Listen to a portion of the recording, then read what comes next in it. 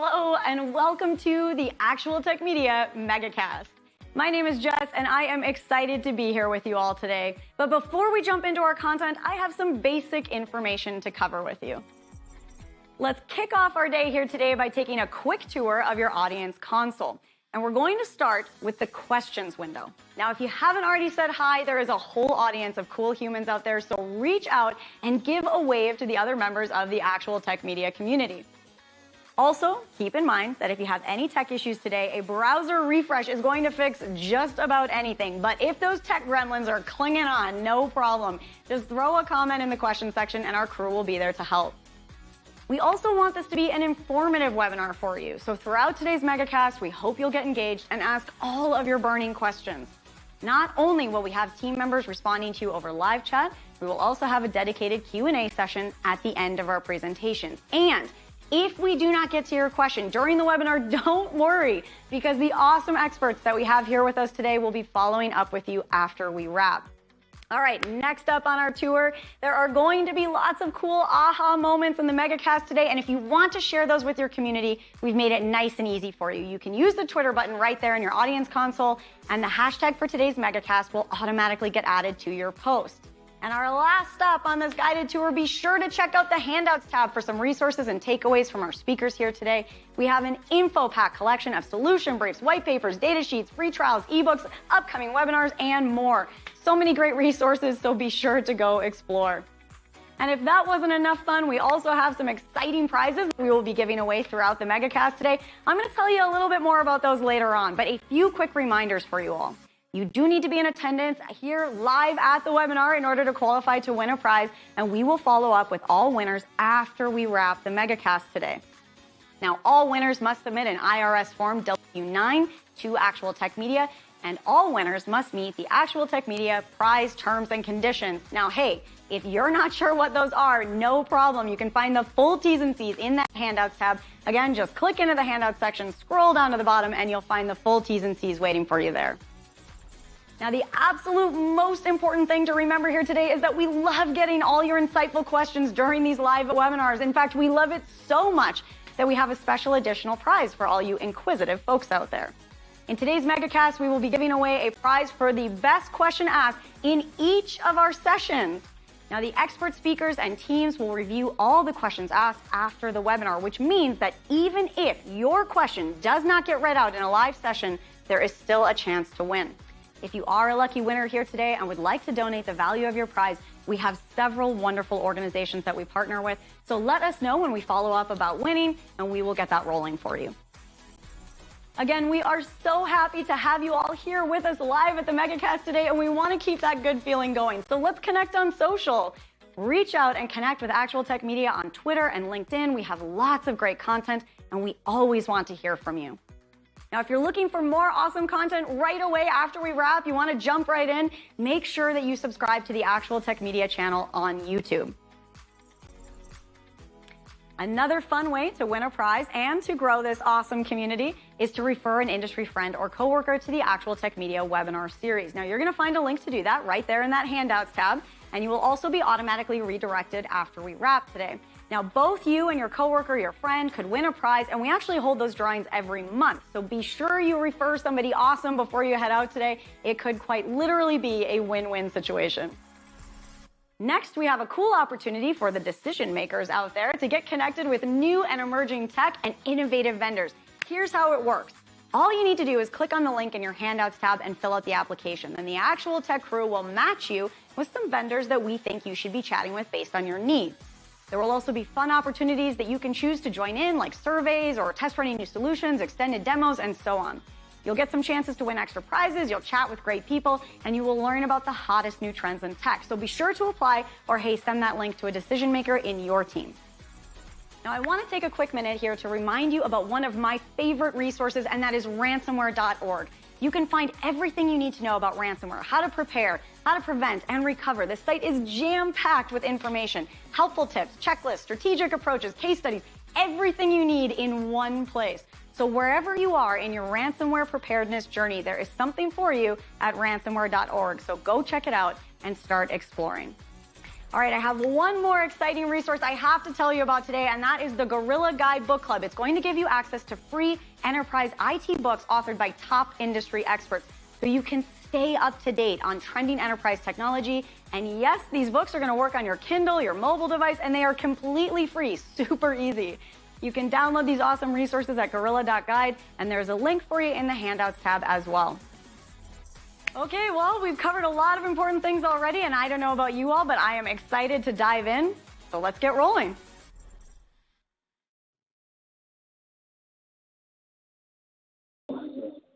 How is everybody today? Thank you for the little wait as we had a tiny technical glitch getting my mic live. Welcome to this MegaCast.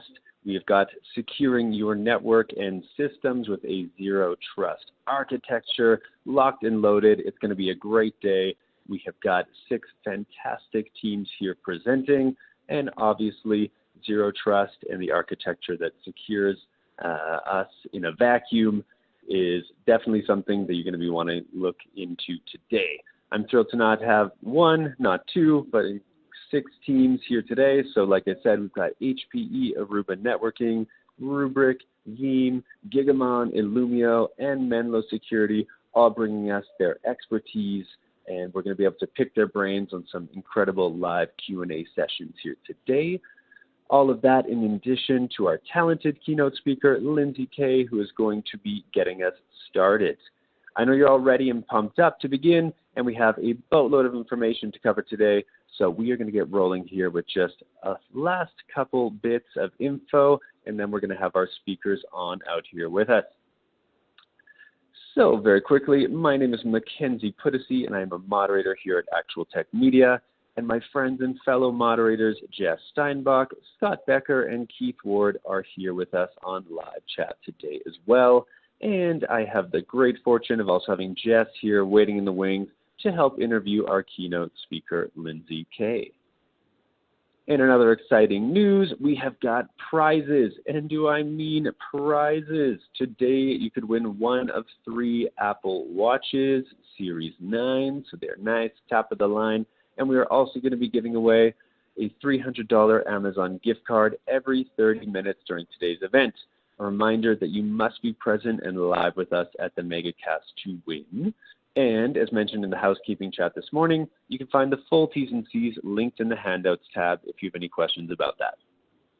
Now, we also have a $50 gift card for a best question asked in each session. So yes, each of our 6 presenters will have a Q&A. And if you happen to have the best question in that session, something thoughtful, something interesting, something insightful, you could also be selected to win a $50 gift card as well. Now, speaking of those questions, speaking of handouts, you should see a little square on your screen. And in there, there's both the handouts and the questions nested together.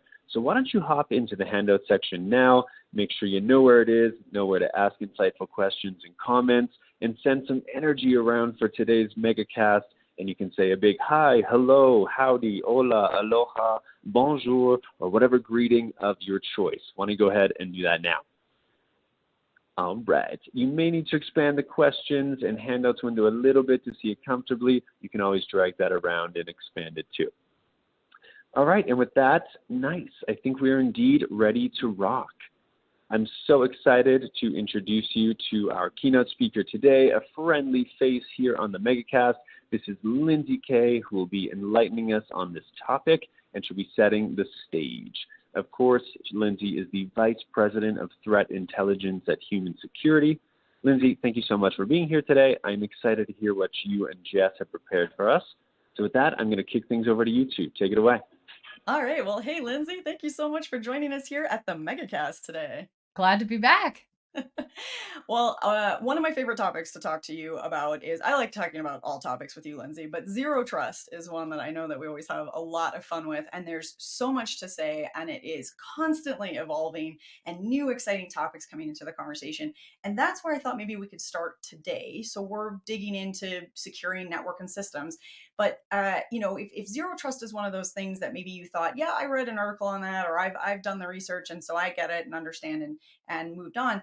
it's changing, right? It's growing, it's evolving along with us here, and I'm wondering maybe if we could start our conversation today by talking about that. What's new, what's exciting, what's trending in zero trust? What do you think? Yeah, absolutely. Like you said, zero trust, along with other technologies, is evolving, and it's important to understand those evolutions as you pursue your zero trust strategy. Yes. Okay. I like it. So let's start out with where almost all of our conversations start these days, and that's AI, right? We we just get that right off the bat because that is top of mind for most of us. So obviously, AI has been a big topic for us this year, and I think obviously continuing forward, and especially when we're looking at the cybersecurity landscape. So I'm wondering if maybe you could give us an idea of where AI fits into the conversation around zero trust solutions. Absolutely. So, like you said, we've talked a little bit about AI and its potential impact on cybersecurity a few different times. But to recap, a few of the opportunities for AI include generation of higher quality phishing messages, obtaining background information on potential victim more quickly, and easily finding proofs of concept, sample code, or high level information about implementing a variety of TTPs. So, these are largely more focused on the offensive use cases of AI, and a lot of the discussion on AI tends to be very threat actor centric and how AI can be used maliciously by these actors. However, there is an opportunity to use AI for defensive use cases, among them in zero trust solutions. So here, AI is useful for improved detection capabilities, specifically those that use AI and another familiar concept, machine learning, to do some sort of anomaly detection, instead of those that focus on those more simplistic techniques of the past alone. So traditionally, many consider detection of threats to be identifying known patterns of behavior or TTPs associated with a known type or set of tools.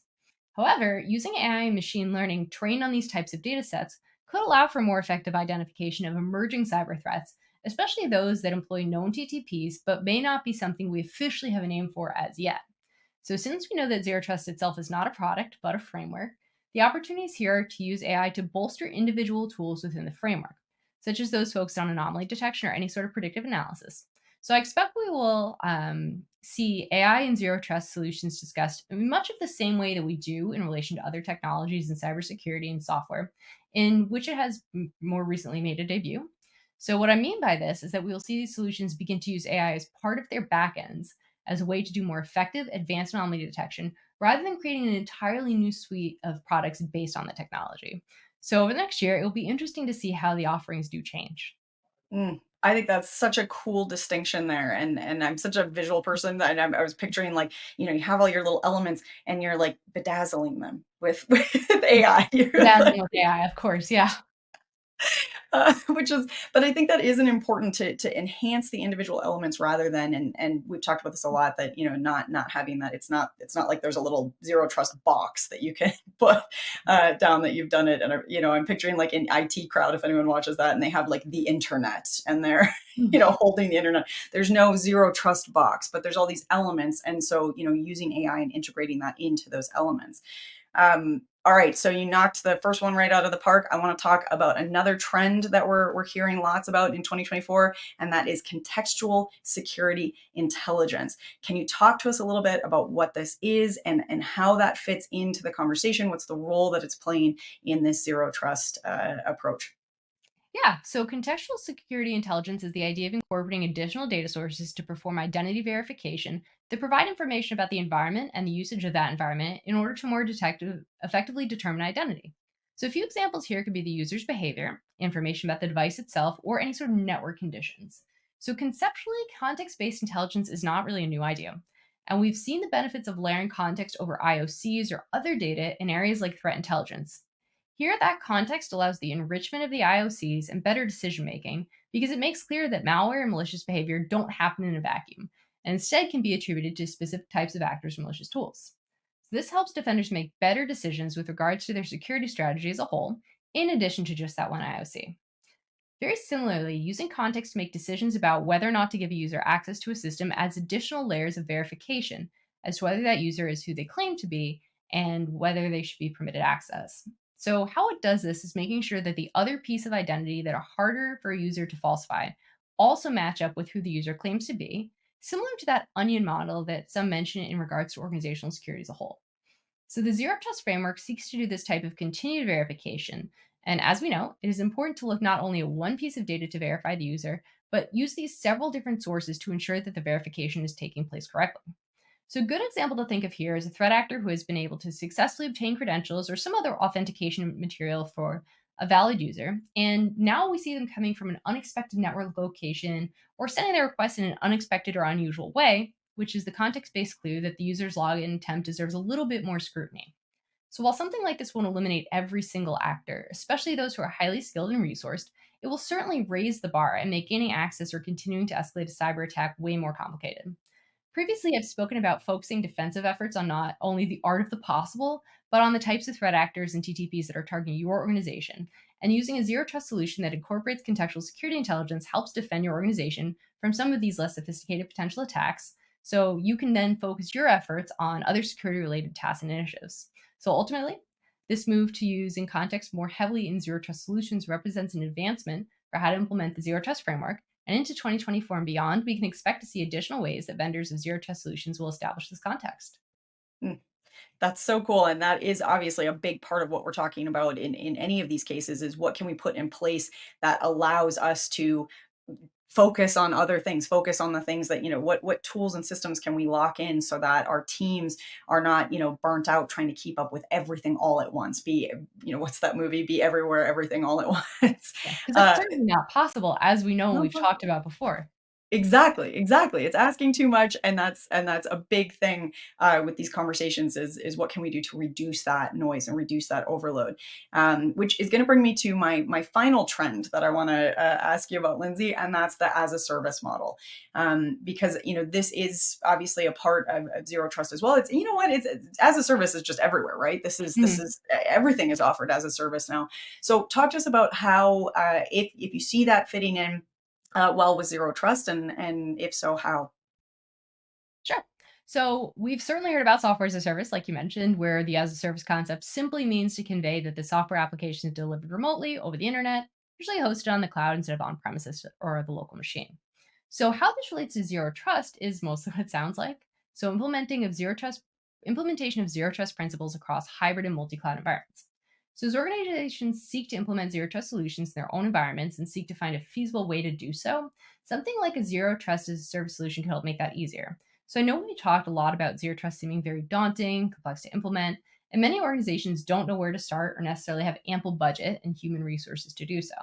So if you look at zero trust as a service solution, that could help alleviate some of the complexity here and possibly some of the concerns, such as those around server or other infrastructure resources that would need to be provisioned to support it. So I think the important takeaway from the idea of zero trust as a service is that for those of us looking to implement the zero trust framework in our own organization, many different options now will exist to make this more feasible. Well, see, now this is one of those things, Lizzie, where I feel like you teased exactly into where I want to go, because you're talking a lot about learning more. You're talking about needing, not having the resources and not being sure where to start and feeling overwhelmed, and then getting involved in the conversation. And that's what I'm thinking is sort of the best way to wrap up our conversation, as much as I wish we could talk for the rest of the day. But give us some tips, give us some ideas. If you're in the audience right now and you are looking to learn a little bit more, looking to get started, what would you recommend as the best way to learn a little bit more, and not get paralyzed by that overwhelm or the options that are out there? So first and foremost, you are on the right track by attending today. And if you've been to some of our other webinars before, which many of you probably have, you're probably aware that each time that you hear about the Zero Trust Framework, you hear about solutions from our vendors or talk with your team afterwards about what you've heard, you're starting to gain additional insight and maybe come out with some new takeaways about how it can play a role in your organization. So first, focus on your understanding of the basics of Zero Trust frameworks and what solutions or types of solutions are part of them, or which make sense for your organization and the resources you have currently.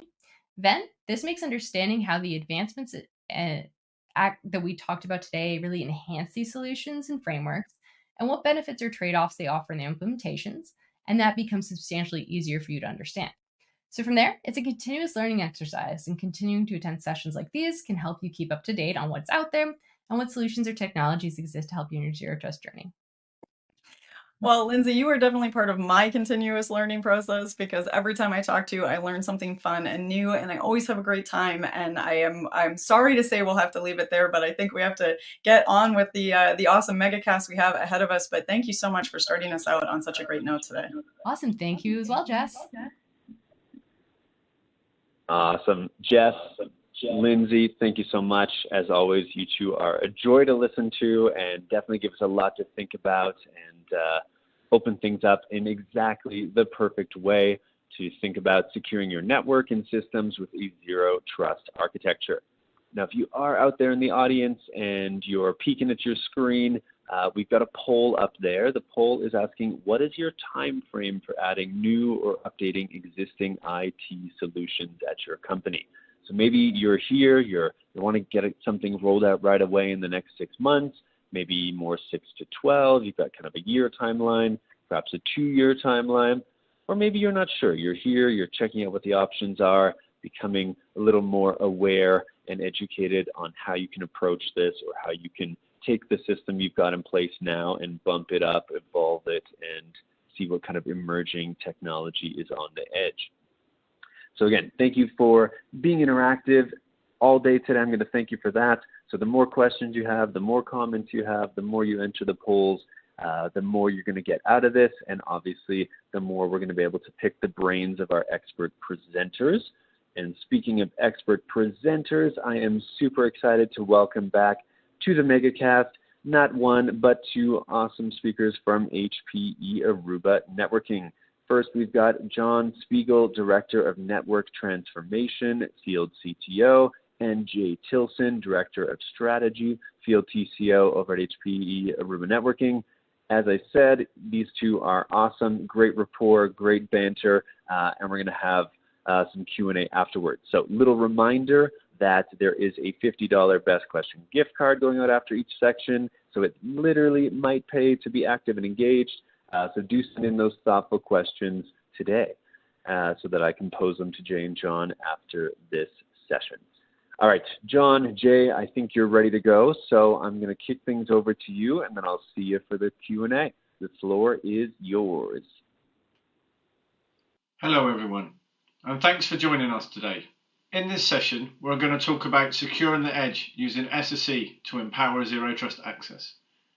Before we get started, let me introduce you to your host for today. My name is Johnny Tilson, and I'm joined by my colleague and my friend, Mr. John Spiegel.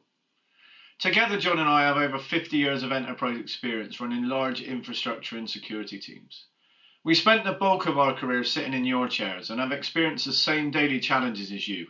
And not just those technical challenges, but the cultural, budget and resource challenges also. Recently, we left our enterprise roles and moved to a company called Access Security, which is now part of HPE Aruba Networking. We made this move because we both believe that networking and security are marred in complexity. Stitching together a bunch of solutions that worked in the early 2000s no longer works in this new world of hybrid workforce. Over the years, we found that the old approach really created more challenges than solutions, and when deployed looked like a game of mousetrap. And we both believe there is a better way of doing things. So let's get started. The enterprise is undergoing the most significant transformation in history. Companies are adopting cloud-first services like never before, with many of them now having a cloud-first approach. This means that legacy systems that used to always be on-prem are now being moved to things like software as a service, infrastructure as a service, and platform as a service. And additionally to this, there is a huge rise in the number of IoT devices in use.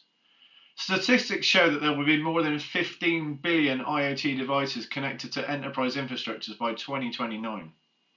And lastly, the pandemic created a massive shift in our workforce, with hybrid work now being the norm for more than 50% of our workers. This means our users, their devices, our data and our applications are now everywhere.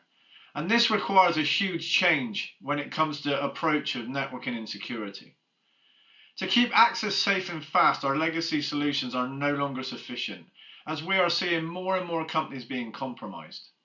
Statistics show that the average cost of a data breach now stands at $4.1 million, and that's up 25% since 2022. Before we move on, I just want to give you one more really scary statistic. 80% of IT organizations found IoT devices on their network that they either did not install or cannot secure. Let that sink in for just a moment. So let's just make it clear. This digital transformation breaks with the old world approach. The hub and spoke model is using 90s technology that forces us to route traffic in non-optimal ways. This design worked when all of our data was inside the castle walls and protected by our moats, but as we've just discussed, this is no longer the case. If companies are going with a cloud-first approach, why is our security stack in the data center forcing us to have to backhaul all of the users' traffic? The old design forces us to use risky, complex, and difficult to manage VPN solutions in a world where applications that people need to access are running on things like platform as a service and software as a service.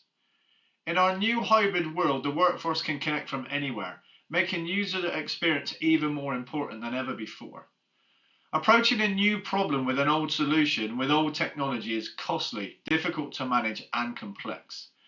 These tools really lack the visibility we require to protect our users. We also end up with very poor user experience. As we have mentioned, this puts the company at significant risk. So one solution to the problem that vendors often tout is virtualized firewalls. But is more of the same really the answer? Do we really want to manage more firewalls? Our costs just increase as we add more appliances and hardware, as does the level of complexity. CISOs really want consolidation in simplicity and not more solutions and increased complexity. Think of the firmware upgrade requirements, the downtime and the hardware renewal cycles. All of this just leaves us to the same risk as before due to traffic still being placed on the network. So virtualized firewalls really don't solve the problem. There is still a need for zero trust access, connecting users just to the applications they need to access for their day jobs. And most importantly, they have to have a strong user experience. Our next-gen SSE platform is very different than this. It was built from the ground up with simplicity in mind. Complexity does not make for good security design. So we have a single solution with a single UI, a single data lake, and single reporting engine for all elements of SSE, built from the ground up with zero trust at its core. We're not a bunch of separately acquired or developed products brought together into a portfolio.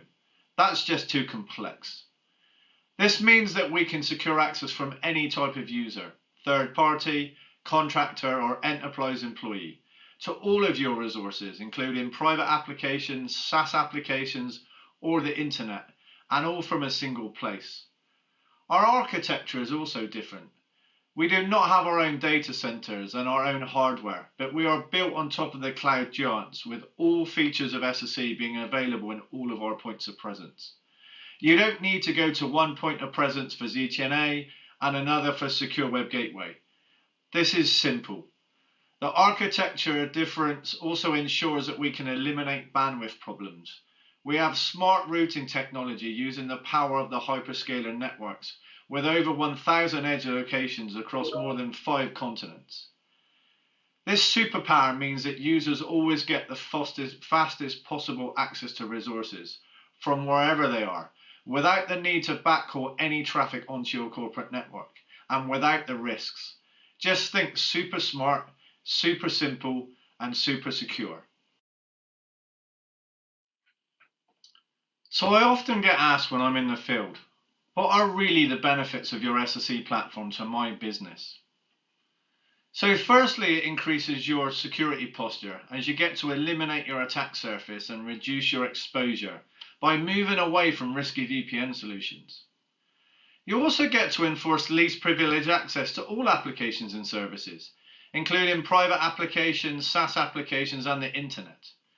This will help you protect your business against ransomware and data loss.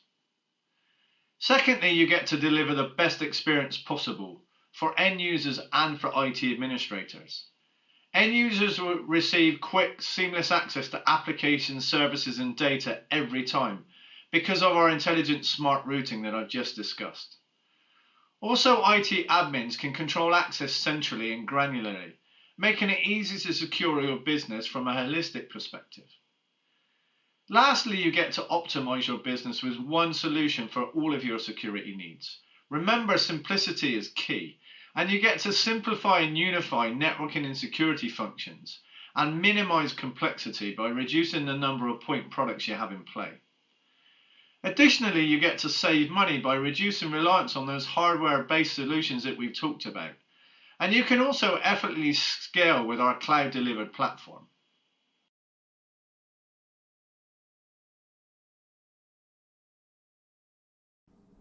Thank you, Jay, for that overview on the future and the past of secure networking. But at the end of the day, customers, they are the key. Their journeys are much like yours. Examples could be like a Delta Dental, where they got a jump start on their Zero Trust program by replacing 4 VPN solutions with a single SSE platform.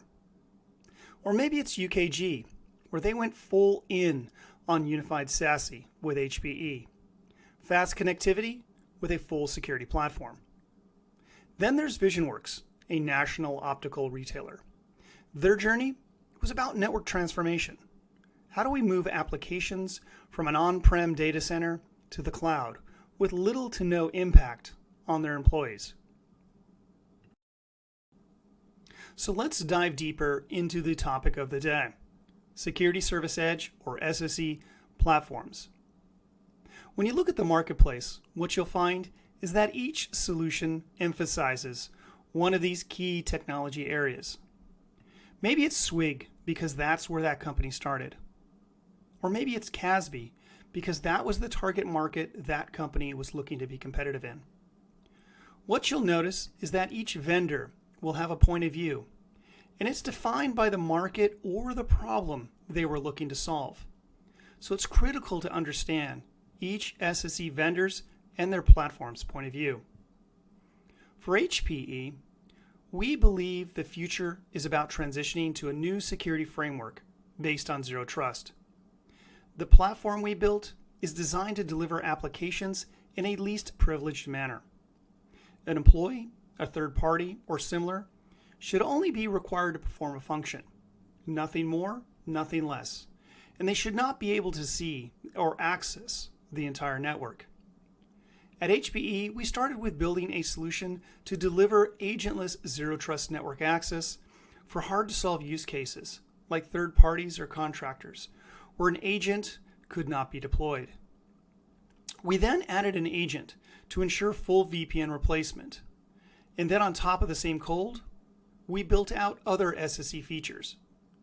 We believe the future is about delivering secured access for applications, whether they're in your cloud or in your private data center.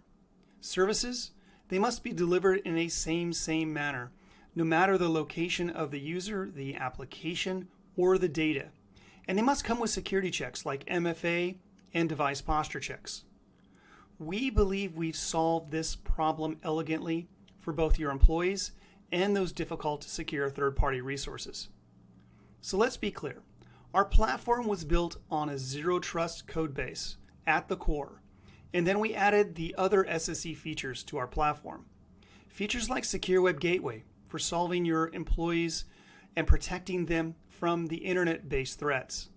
Or maybe it's CASB for leveraging SaaS assets like Salesforce or O365. And for me, the most critical element that people often forget, DEM, or Digital Experience Monitoring, giving visibility back to IT and the security teams that we lost when our users left our networks. All right, so here's where the rubber meets the road. Let's take a deeper look at how all of this works. As I previously mentioned in the last slide, the HPE Aruba networking platform provides all the core functions of what you would find out of an SSE platform. This means that access can be granted to the internet, to SaaS applications, to the public cloud, or even applications hosted in your data center, all from a single administrative UI. So here's how it goes together. First, the user requests access. And note that this can be with or without an agent, so we can cover those difficult third-party and contractor use cases where an agent cannot be installed. Next, the platform auto-mediates the request for access at scale. Unlike legacy VPNs, there's no pass-through connections. Users don't get an IP address on your network and cannot go wherever they want, whenever they want. The system will then prompt for an MFA and automatically verify against your desired access policy. This can be built on user, device, application contexts to prevent any unauthorized access. Once everything is balanced, it then brokers the smart and surgical connections that help minimize your attack surface and prevent lateral movement. And as previously mentioned, we have a single data lake for all of these services, which allows full visibility for all traffic. Please note that the platform continuously inspects posture for the device and the user, and if any changes are noticed, service can be adapted or severed within 60 seconds. This all adds up to increased protection against the bad guys, while significantly reducing your cost, the complexity, and most importantly, securing and empowering your remote workforce. All right, so we've been talking a lot about SSE. We now understand how it comes together. What are the core functions? But also, let's consider also items that you want to look at as you evaluate various SSE solutions and providers. And the key items you need to consider, because they all have strengths and they all have weaknesses. The best recommendation I can provide to you is to review them through the lens of simplicity. If the solution looks or sounds complex, know that it will be. It will also be expensive and time-consuming to deploy and manage. Therefore, first, look for a unified approach. Stitching together point products, well, that's a thing of the past.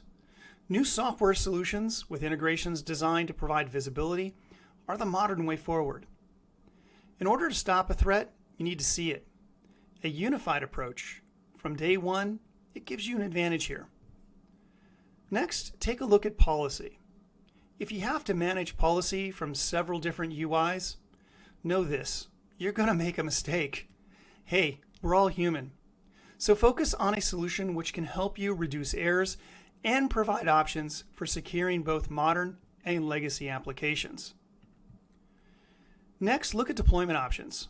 Look for flexibility. Demand options for both cloud and on-prem. If you're forced in one direction, ask for choice. Our businesses, they're not all one size fits all. We need tools that align to the business, not a business aligned to the tool. And finally, there's this thing called AI. And yes, it is a hot topic and the buzz, it's loud. That said, AI can operationalize and up-level security. Make sure to ask about it. All right, now that we've talked through some advice to ask as you review SSE platforms, let's talk about the path, the journey, the route to SSE. And note that it can't be accomplished in a day, a week, a month, or a year. This is a long walk. And if anyone tells you otherwise, make sure to question it. Why is this so?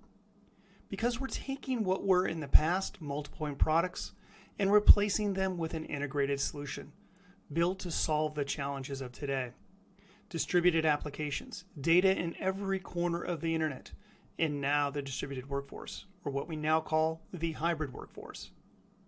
To do this, you need to consider your IT budgets, your resource budgets, your network, as well as your peers in either network or security. You must seek alignment. If you do so, and you take the time, and you plan your journey out, you will see success and realize a better time to value. But where you start, that's up to you. It's really about solving business challenges. It's about creating outcomes for your company. So use this slide as a guide. From my perspective, I've seen lots of success starting with an agentless for third-party access project. Move them off the legacy VPN. It's just too risky. According to a report on dark reading, 60% of breaches in some way involve a third party. So gain a quick win with ZTNA access. Secure your network and protect yourself against lateral movement. Agentless access, it's a great place to start and also will give you a quick win for your business and help propel you on your journey.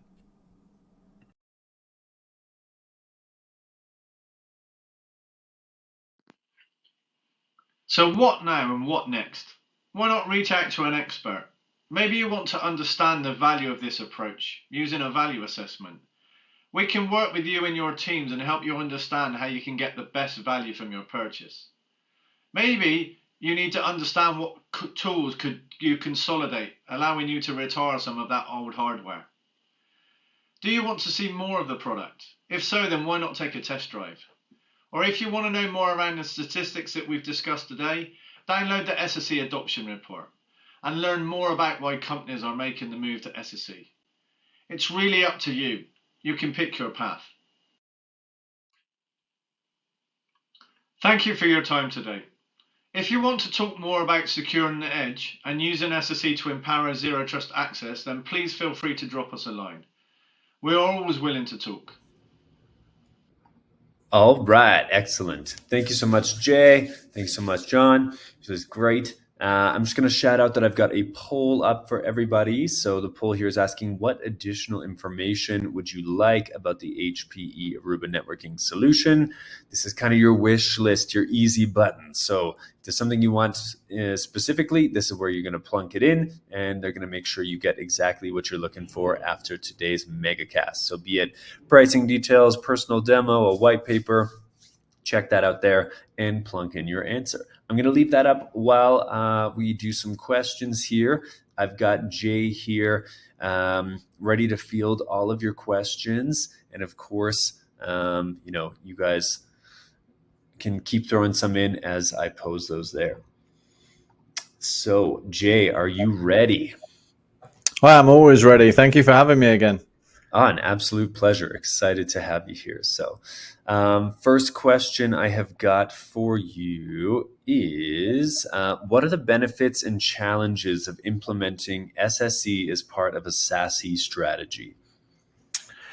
That's a good question. I think the biggest challenge, and we kind of talked about this in the presentation, is really where to start. SSE is a number of different products kind of or coming together into a single kind of architecture. So you can start in multiple different ways. We see many people start with VPN replacement because they see that as the biggest risk. But really, it depends on what are your main business drivers. And that's going to be very much dependent on the business you're in and what you do. I think it's you start with that most critical use case. And as we said during the presentation, a lot of that is around third-party and contractor access and VPN replacement because of the risks there. But really, you can start the journey wherever your most critical business risks are. And I think that the benefits of doing that are you can quickly pick that low-hanging fruit. You can quickly resolve those most critical issues if you start there, and that's what we hear and what we talk about all the time. Okay, excellent. I've got quite a few, so I'm going to kind of rapid fire, but feel free to take your time with what you need. Next one here is from Jeffrey. He's asking, does Aruba support SD-WAN? Yeah, so we have a number of our own SD-WAN technologies. We acquired Silverpeak and we rebadged it as Edge Connect, and we've made progress with that. We have SD Branch and we have Micro Branch. So we have our own SD-WANs that can consolidate, and we are integrating them with the SSE port offering we have today. But we can, with our SSE offering, we can also work with other SD-WAN vendors. So we are still remaining agnostic. Obviously, there is power and integration. It comes with a lot of additional features. But yes, we can support our own SD-WAN offerings or others as well. All right, perfect. Next question here is from Justin. He's asking, how quickly do you normally see an HPE Zero Trust deployment take? Is this 6 months or less or longer than that? As John just mentioned, it's really a journey. So, and as I've just covered, it really depends on where you start the journey. If you are starting your journey with third-party and contractor access, for instance, we've seen that happen in days or weeks. If you're starting with ZTNA, replacing those risky legacy VPNs, We have some tools in play as well that can help you migrate. So again, that's days in weeks. But if you're going on a full zero trust journey, that's going to take time. That could take months or even years. Maybe you will never get 100% complete. But it is a journey that people need to go on. And we spoke to John Kindervag, and John Kindervag said it's not necessarily important where you start your zero trust journey. It's that you start the journey. So really my advice to people is start today and start moving, and bite off those small chunks. Take little bites of the elephant, and then you'll finally get there. Nice. And would you say, like, is this ever something you know, most companies would even expect to hit 100% zero trust, or is it more like a sliding scale, protecting their most valuable assets and information? It's a sliding scale. There are maturity models out there for measuring zero trust projects in the direction you're going in, and you can rank where you are today on that maturity model. And then there is a maturity model right at the top that says you've almost completed. But to be honest, so cyber and is an ever-changing playing field, right? So will you ever be able to guarantee to the board of directors you are 100% protected? Who knows? But you can certainly raise your maturity level and get further along with that journey. All right, excellent. So next question I've got here from Kathy is, what solutions would you recommend for a company that has a complex setup and buys and sells companies? Okay, so my background is very much in mergers and acquisitions. And one of the most difficult things that I found was quickly giving company A access to company B services and company B access to company A services. It's difficult with VPNs. Either you connect sites together with IPsec VPNs, site-to-site VPNs, which opens your network to compromise, or you have to install agents historically on devices to give VPN access to users. With our agentless offering, you can quickly and easily give access without an agent to core services in the acquired or acquiring businesses. So for me, that's a good place to start, and that certainly saved me a lot of pain in the past. And then you can move on along the journey by adding things like Secure Web Gateway and CASB. Being able to work with multiple IDPs in our solution means that you can acquire a company that's got a different IDP and very easily integrate and give access to those applications on day one, which definitely brings down the time to value when you're acquiring. So that would be my advice. Incredible. Awesome. No, that's really cool. I think we have time for about one more question. So this one here coming in from Michael, I think it's very timely, says, since SSE is agentless, does it mean that it eliminates recent BSOD or the CrowdStrike experience? Yes, I mean, because we don't have an agent, there's no need to deploy any updates to the user's devices. So there is no risk of an agent having issues or compromising the machine or causing problems. We have an agent offering as well, but most people that are working BYOD or third-party contractors, etc., use the agentless offering. So the answer is yes. Without the agent, you don't have those risks. Awesome. Great. And then I guess my final question is just, where should people go, or how should they get started if they want to look further and want to continue things with HP Aruba networking? Well, you can request some data sheets or some technical white papers and case studies, etc., within the presentation that we've just talked about, and you can vote in the voting poll, or you can visit our website to get more information. Or if you want to reach out to myself and John directly, you can do that on LinkedIn as well. So there's multiple avenues. Awesome. Thank you. Well, always a pleasure, Jay. Thank you. We'll definitely look forward to having you back next time and talking a little bit deeper, and I'll let you go with that. Thank you very much. Thank you. My absolute pleasure. Take care. Alrighty, everyone. If you are out there and you haven't yet checked out the handouts tab, this is probably the time to get started. You'll notice each of our speakers today have an awesome handout there. So it could be a link, could be a PDF. These are things you may not always find easily online. So you want to grab those now, save them, bookmark them, download them so that you can check it out, especially if it's something you're highly interested in. There's just a 4-pager PDF there from HPE. It's kind of an at a glance overlooking the HP Aruba Networking SSE solution. So grab that. Great way to kind of summarize what we've been talking about today. And of course, like John was saying, you can reach out over on LinkedIn or follow the poll, which I am about to flick off. So 3, 2, 1, this is your last time to answer that poll there. That said, we're going to keep things moving along. We have got some prizes to give out, so I'm excited to do that. Now, again, you do need to be live and present to win, so make sure you are. And I'm going to announce that now. So the first gift card of $300 to Amazon is going out to Anup Shrestha from Ohio. Huge congrats. And we're going to be reaching out to you and any other winners today about how you can how you can redeem your prize and make sure you get what you came for.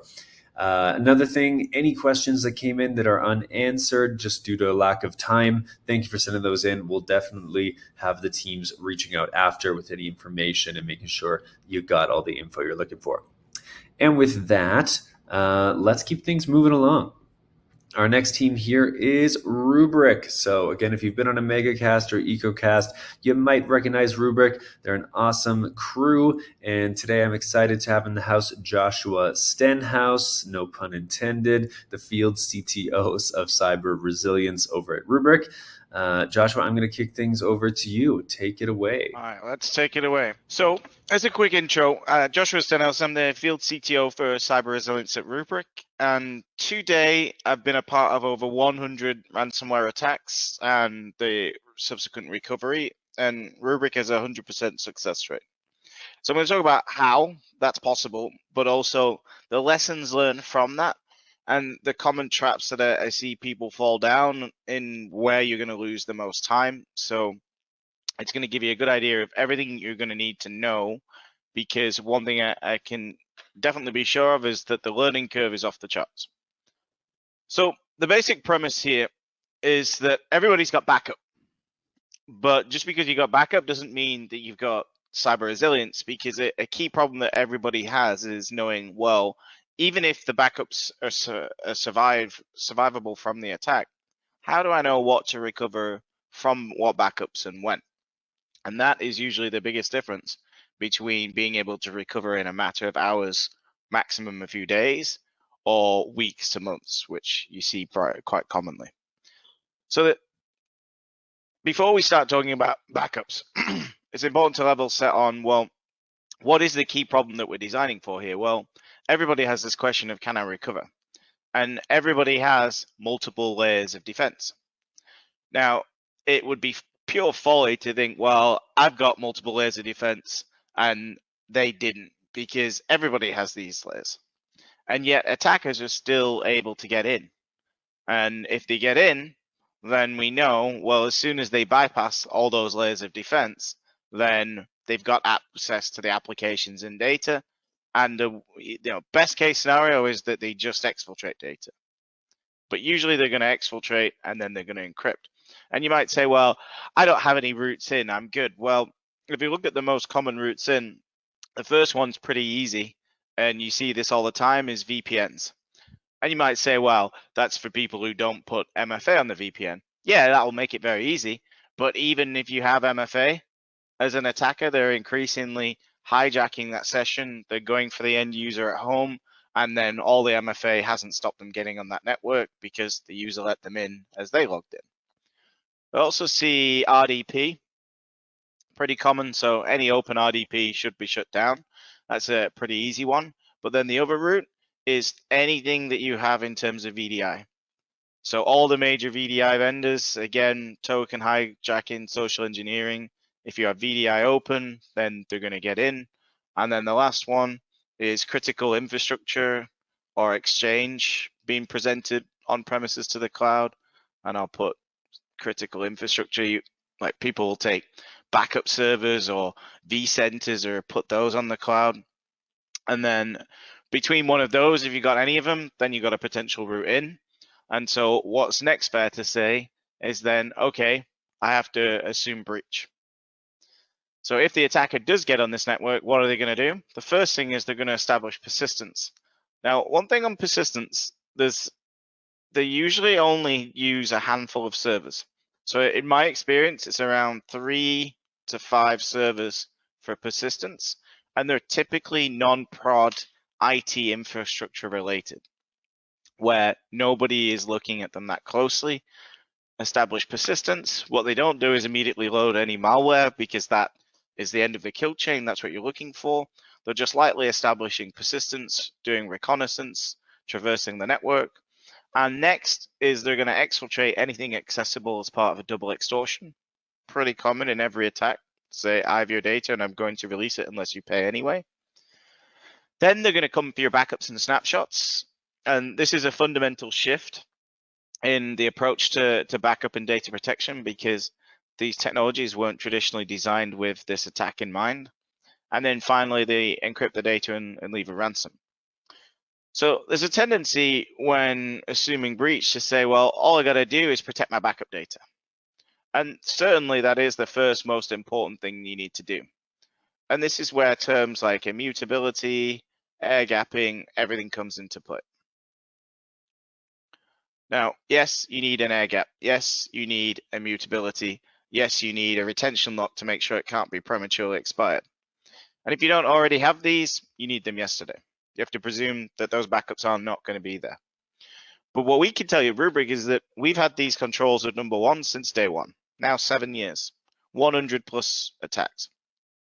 And what we can tell you is that your downtime and your impact is still going to be measured in weeks and millions if that's all you have.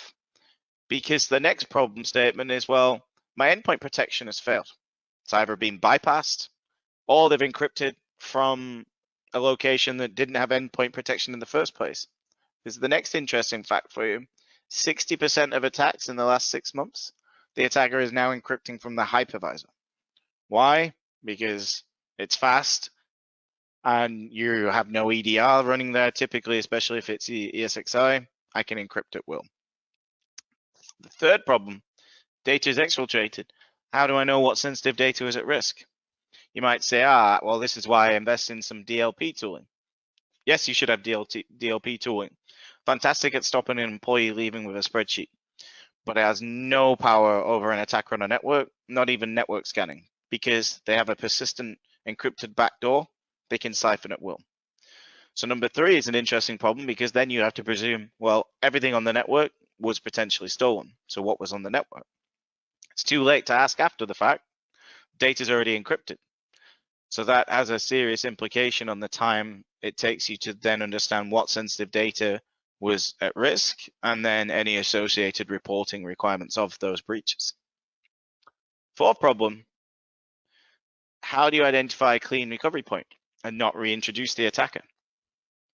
If you think about, hey, I've got backups, but now I need to find out which ones the attacker's in, what is that process going to be?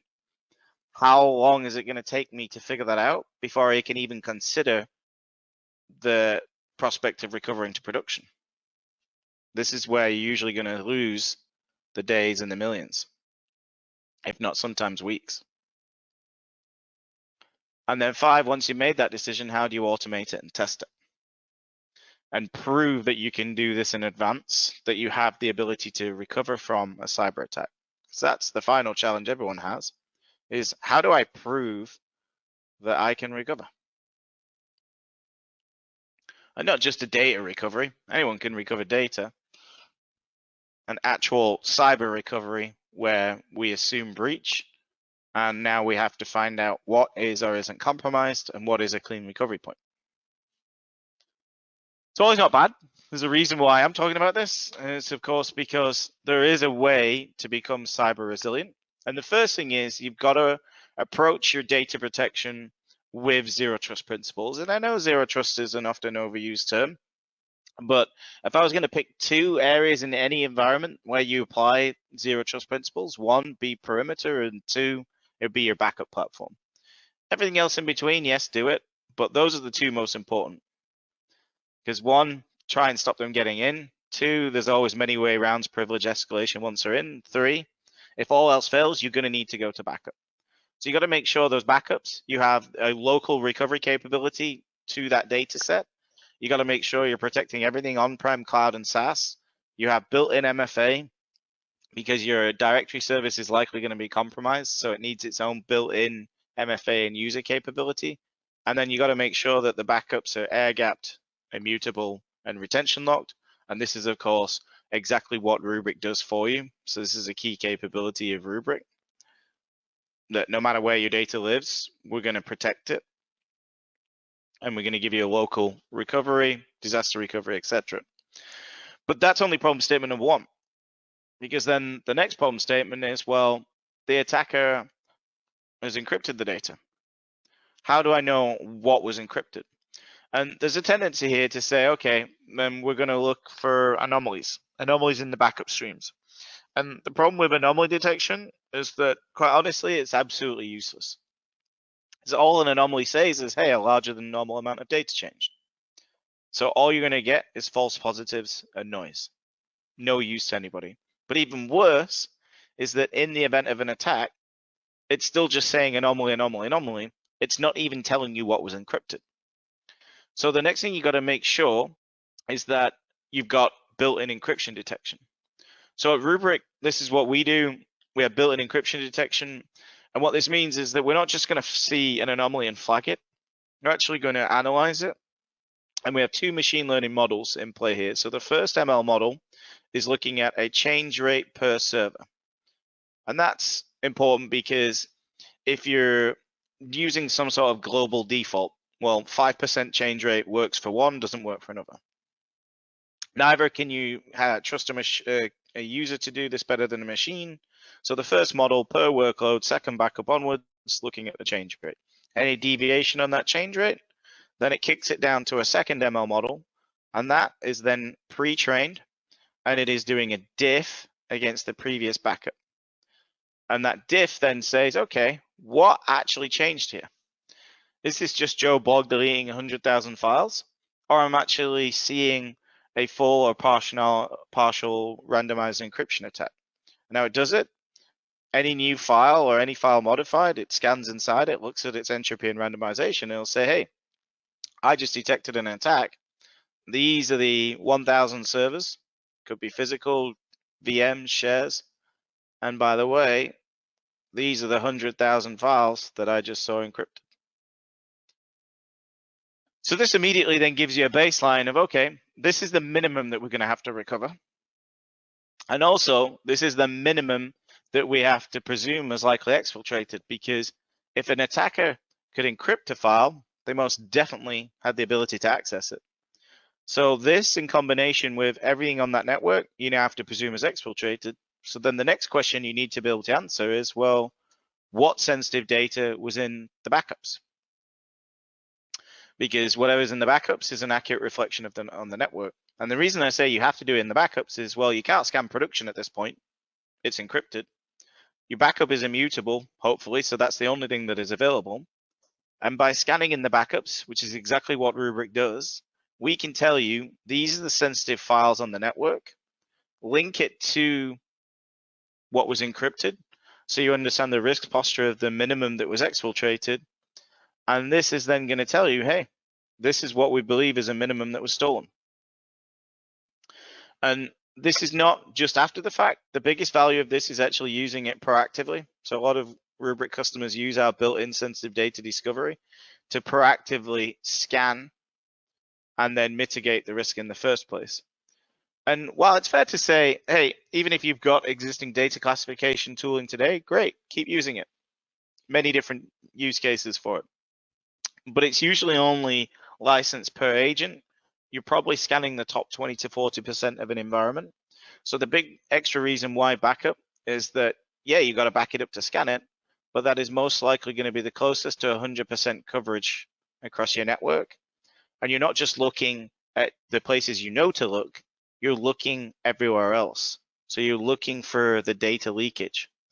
Common one that I see in ransomware attacks, especially from organizations that are heavy on M&A, is data being exposed from M&A mergers and migrations and workloads that you didn't even know had sensitive data.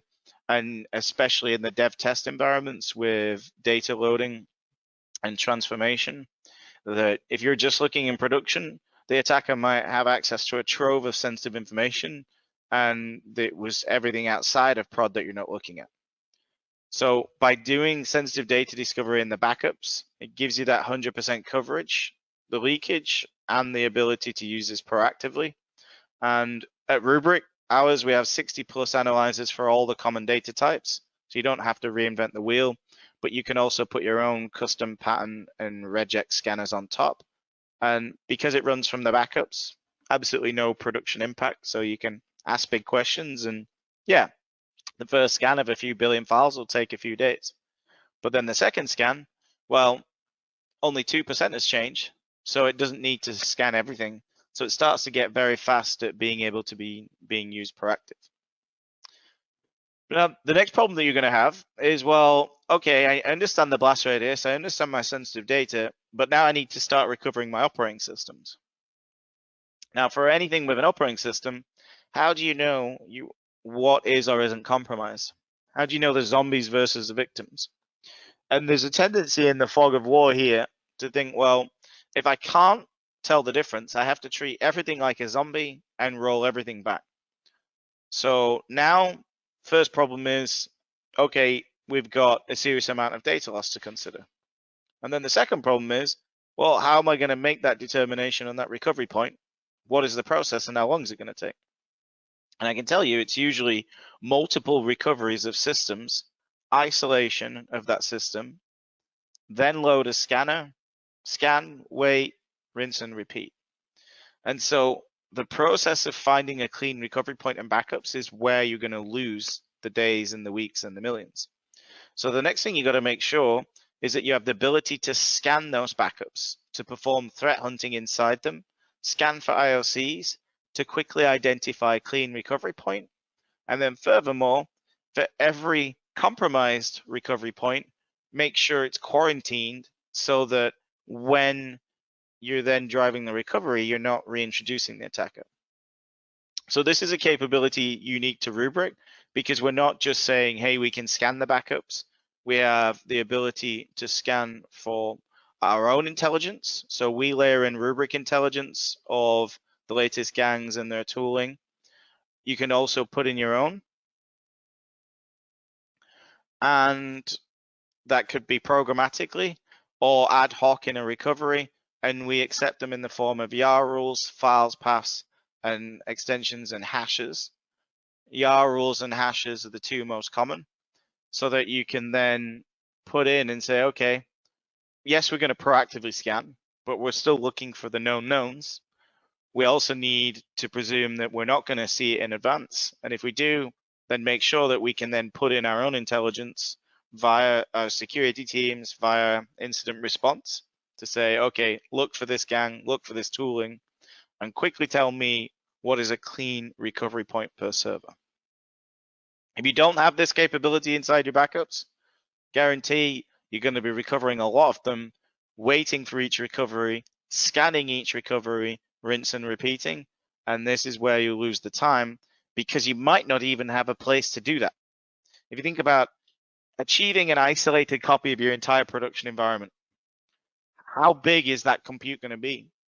Is the compute and the infrastructure and the services associated even going to be available to bring it online? If not, then you've got to factor in building all of that into your recovery time before you can even then bring on workloads to do a scan. So number 4 is your biggest shortcut in all of this because you're not having to build an isolated environment just to scan and ensure you're not reinfecting. You're not having to do anything in terms of bringing a workload online to scan. Easy answer, scan it in its offline state to then determine the clean recovery point. But the other key thing that this allows is that if you think about the data loss. So I'll give you an example from a recent ransomware attack that I was a part of the response team on. This environment, not the biggest in the world, but they had around 500 servers that were impacted. Now, again, if you think about that fog of war, if you don't know which of the 500 servers are zombies, you have to treat them all. We're going to try and roll the entire environment back 5 days. But what we showed them with the built-in threat hunting is actually, of the 500 servers, there were only 5 of them were zombies. And those 5 that were zombies, the last clean recovery point was 6 days ago. And typical dwell time of a ransomware attacker, according to MTrends, is 5 days. In the last year, that's exactly what we've seen in over 100 responses. Anyone quoting hundreds of days, it's old figures, it's not related to a ransomware attack. If they're encrypting data, median dwell time 5 days. And that's typically what we see, and it's what we saw in this response. But then interestingly is, well, what that meant in terms of the rest of the environment. Because if we could tell you the zombies, then that means we can also tell you what is a victim. And the victim it does not contain the attacker, doesn't contain the malware, the remote access tools. So what it meant for this particular customer is the other 495 servers, you don't have to roll them back 6 days. They recovered them to yesterday. So now you're not just clearing that fog of war, you're also minimizing the data loss. And because you can pick a clean recovery point per server, you don't have to do these broad strokes and treat everything the same. But then finally, once you've made that decision on a clean recovery point, quarantine the known bad, then you've got to be able to make sure that you can prove and automate an actual cyber recovery. At Rubrik, this is built in. It's not a licensed extra that is a separate module. Built-in cyber recovery, pre-build or do ad hoc cyber recovery planning, testing, war games, simulations, and then produce the reporting attestation that, hey, we didn't just implement this, we also tested it. This is the RTO, and this is the result. And it's pretty common for this now to be a requirement of either maintaining or achieving any cyber insurance, is to not just say that we have a plan, but also produce the attestation that you've tested your plan and you have the ability to recover. And that's why it's got to be baked in as part of this workflow. Otherwise, you've done everything, and then at the end, now you don't even have the ability to prove that you can do it. So you've got to make sure that you have this built in. But this is just the technology. So the other key problem that we have to solve for is, well, what about my people? Because my people have never been through a ransomware attack, and the learning curve is off the charts. So the next thing you got to make sure is that you have somebody to call that's going to help you drive the actual recovery itself. And so at Rubrik, we're not just giving you these technologies and running for the hills and saying good luck. For every single Rubrik customer, if you're using us for data protection, then you gain all of these capabilities, and you also gain on retainer our ransomware response team. So this is the team that I work with. Call Rubrik support, say you've been attacked. Unfortunately, yes, you already have to be a Rubrik customer for data protection in order to call this group. Otherwise, there's not going to be anything to recover. Probably going to call them on a weekend. It's usually Friday night, Saturday morning, the majority of attacks still. And this is the team that have done over 100 ransomware recoveries from customers' Rubrik backups. And the best way to think about them is a bridge between data protection, security, and IR. Does it replace any of these? No. It augments and connects all of them together, because they're all going to work together in order to drive a successful and speedy recovery. And they will stay with you until you no longer need them. This is a big differentiator. I'd argue you could justify the cost of using Rubrik for data protection on this alone, but we also, with Wilmso, can help you build out a TCO of, hey, this is not going to cost you the earth. This is going to just replace your existing data protection technologies, give you the ability to then layer on all of these cyber capabilities, and it's not going to cost you anything more. In fact, it's probably going to be cost equal depending on what your current technologies are. And that's something that we can all work on together to make sure that you have the justification of, how do I get access to these technologies, and how do I get access to this ransomware response team if I need to use them all in an attack. And with that, closing slide, don't back up, go forward. Thanks all. Awesome. Thank you so much, Joshua. That was incredible. We got some great feedback from the audience talking about what a great presentation that was. Unfortunately, we are at time, so I won't be able to keep you around for Q&A. But anyone who did throw in your questions, don't worry. That can be answered either on the live chat or after today's presentation. I do have a poll up there, so just like before, I'm sure you're starting to get to know the drill. But what additional information would you like about the Rubik solution? Go ahead and select if you want a data sheet, technical white paper, customer case study, pricing, demos, all of it's there. So you can just plunk in your answer and make sure you get exactly what you're looking for when you are looking for it. Now you also might want to hop over to the handouts tab like mentioned before, and you can hop in and check out Rubrik.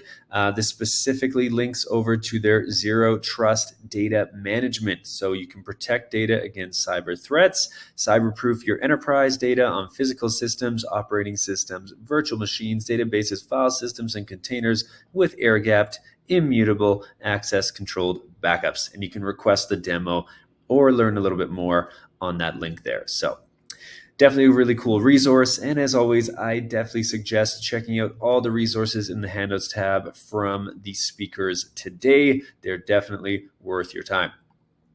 Now with that, let's keep things moving along. I know you're excited. We've got some prizes here that are going to be awarded. So why don't I get to that, and then we'll have our next team speaking in just a sec. So perk up your ears. Hopefully you're lucky live and present here on the webcast today. Our second $300 Amazon gift card is going out to Paul Kleppel from Pennsylvania. And our first Apple Watch Series 9 is going out to Deepak Patnaik. So huge congrats. Deepak is from Virginia, by the way. Congrats to you both. We'll be reaching out after this webcast to let you know how you can grab your prizes. And again, keep everything coming in because we do have best question gift cards going out for the best question from each session. Even though we didn't have time for the Q&A with Rubrik, you might be able to win based on your questions. So let's keep the good times rolling. Next up in the queue, we have the awesome team here from Veeam. We have got Rick Vanover. He is the Veeam Product Strategy and Office of the CTO lead. Rick, super excited to have you on and super excited to pick your brain about zero trust data resilience today. So if you're ready, I'm going to kick things over to you and then I'll join you afterwards.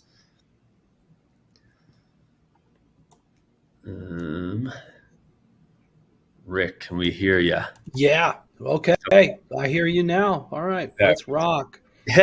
Beautiful. I'll let you just soar with it, and then once you wrap, I'll come pick your brain with some audience questions.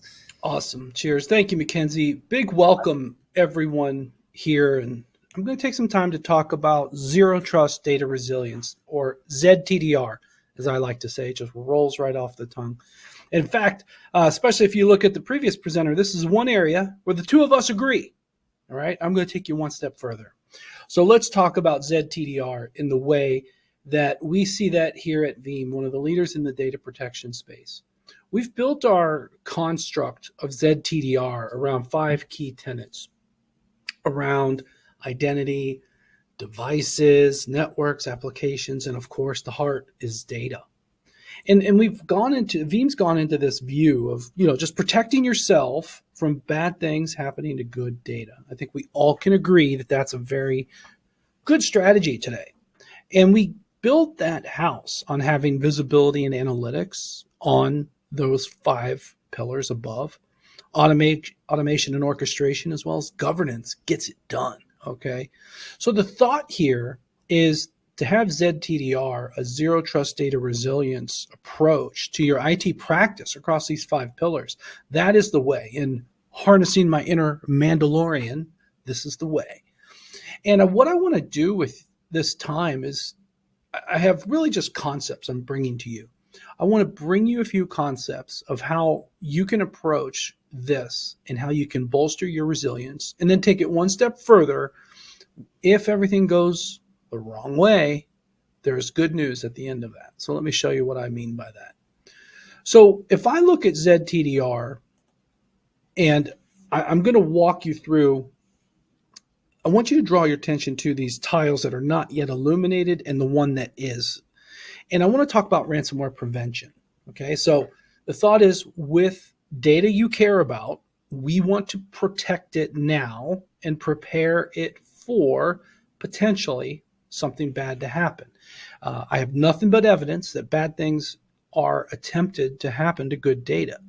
So when we think about what do we do to prevent? Well, we start with a backup. We start with protection. We start with having those copies of data on immutable copies. We think about having those copies of data verified that they're recoverable.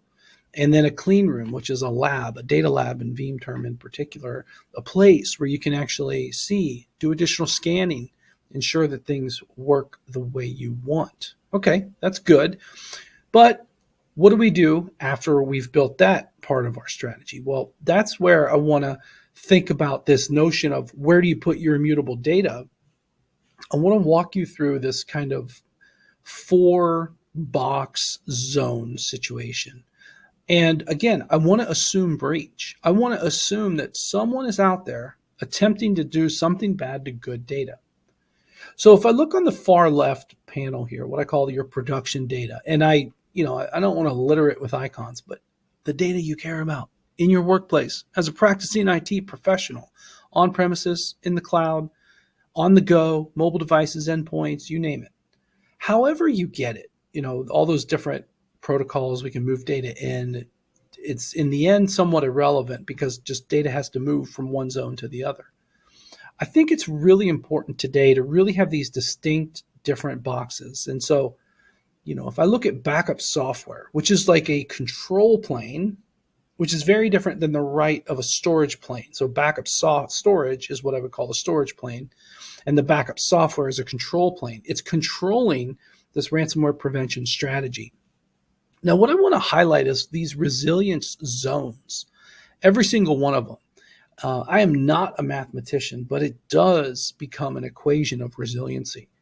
What are we doing on our production data to prevent bad things from happening? Okay, everything from user training, securing remote access, phish education, phish blocking, doing updates, right, in that production bucket. Those are the 4 things that make the most difference, right? But again, we have to assume that one of those will go the wrong way. I like to say that the threat actors have an infinite number of attempts to get it right, and they only need to be right once, whereas us, the good actors, we have to be right 100% of the time, right? So we need math to help us out. So let's take a look at this backup software zone. So that is, this is the strategy that Veeam's gone into market with, but the thought here is that if I have backup software with components that control the data flow but don't control the data directly, you actually have a higher level of resiliency. So the thought is, if I have explicit permissions, if I have everything I need to move data effectively, you have a resilience level with multiple zones. And I'm very much a fan of what I call the 3-2-1-1-0 rule, which means have 3 different copies of your data on 2 different media, with one of those being offsite, have 1 or more of those being immutable, and then have no surprises with malware detection, with recovery verification. This is where we want to be today. And if anyone's tuning in from Brunel, Florida, that's your zip code, so those folks have it right. One thing I'll highlight, when we say 3 different copies of data, the first copy would be that production data. And the second copy that's on different media and one that's immutable would be in those backup storage zones. So target storage or secondary data center, hyperscale public cloud, a service provider, those 2 boxes on the right. Now, I say 3-2-1-1-0, but I actually live in a world where I'm recommending people to have both of those separate copies be immutable. So that, again, becomes a level of mathematical resiliency in the fact that I have, let's just say, for example, an on-premises storage system with immutability.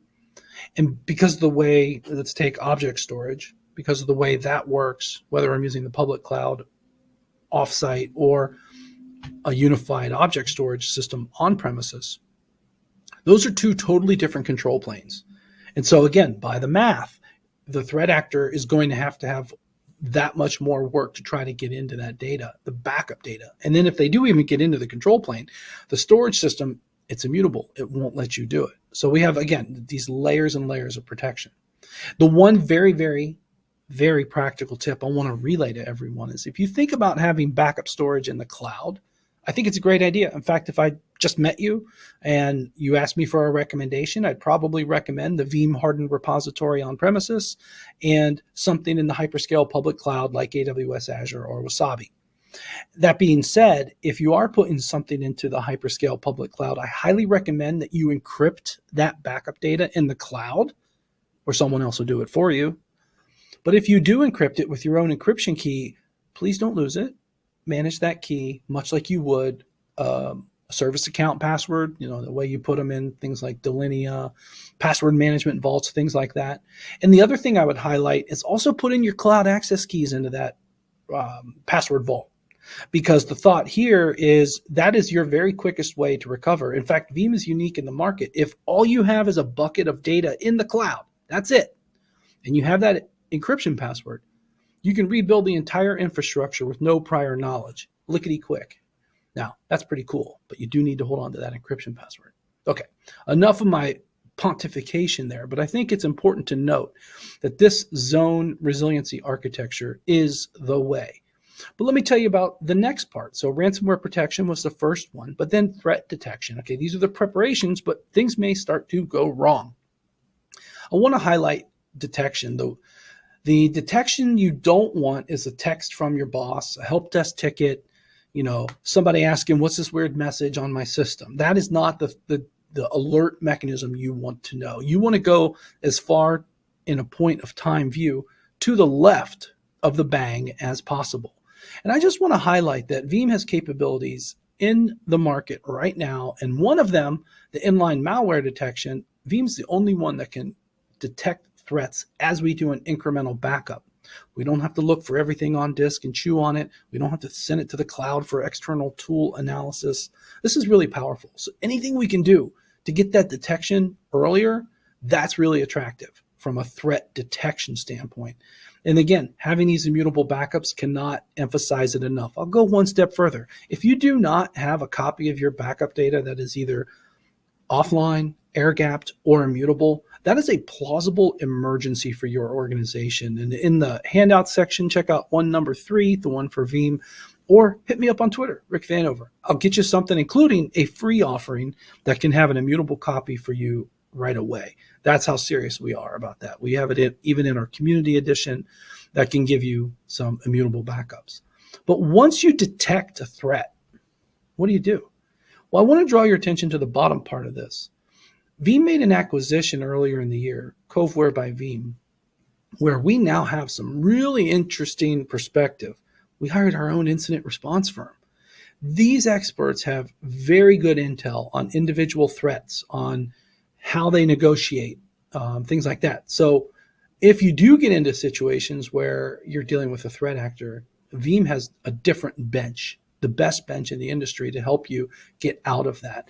And I want to highlight, why would we even have that? If, Rick, what you just said is really resilient, having these immutable copies, don't lose your encryption password, sounds like good advice, but what are you talking about?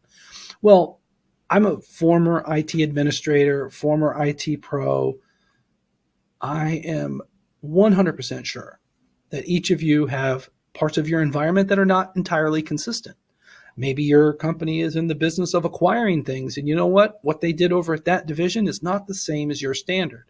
That's where we see problems, when people have inconsistent standards. They have one part of the infrastructure not done to this level, or they've acquired a system or an organization and an infrastructure that had a very different practice.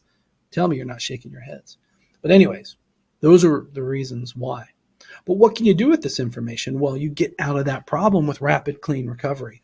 So I want to highlight that Coveware, for example, has some decryption technology that is very unique in the market. Everything from something that's called UniDecrypt to, there's of course a whole bunch of published ones, but they've made their own as well. So there's a whole bunch of tricks that if there's a backup data source that's impacted, There's also additional ways out of it. But again, I want to draw your attention to that very first thing, ransomware prevention with those different zones.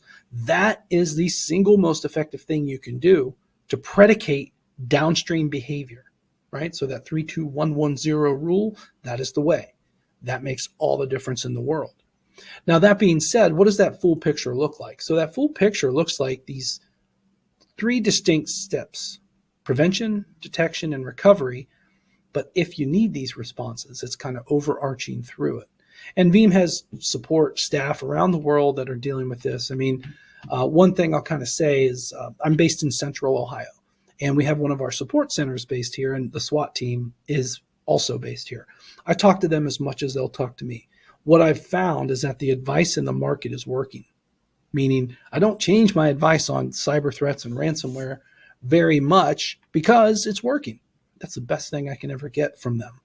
Now, that being said, I always want people to know the things that matter the most, and that includes having 1 or more copies that are offline, air-gapped, or immutable.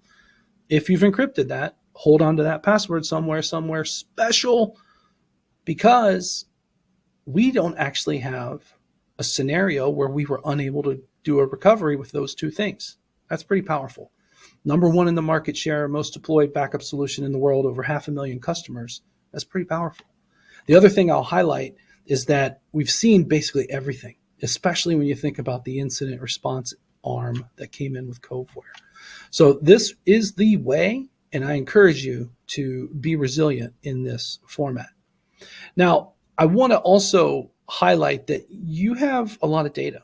You have a lot of different data sources. If I look at the average enterprise IT organization today, there's a lot of different things.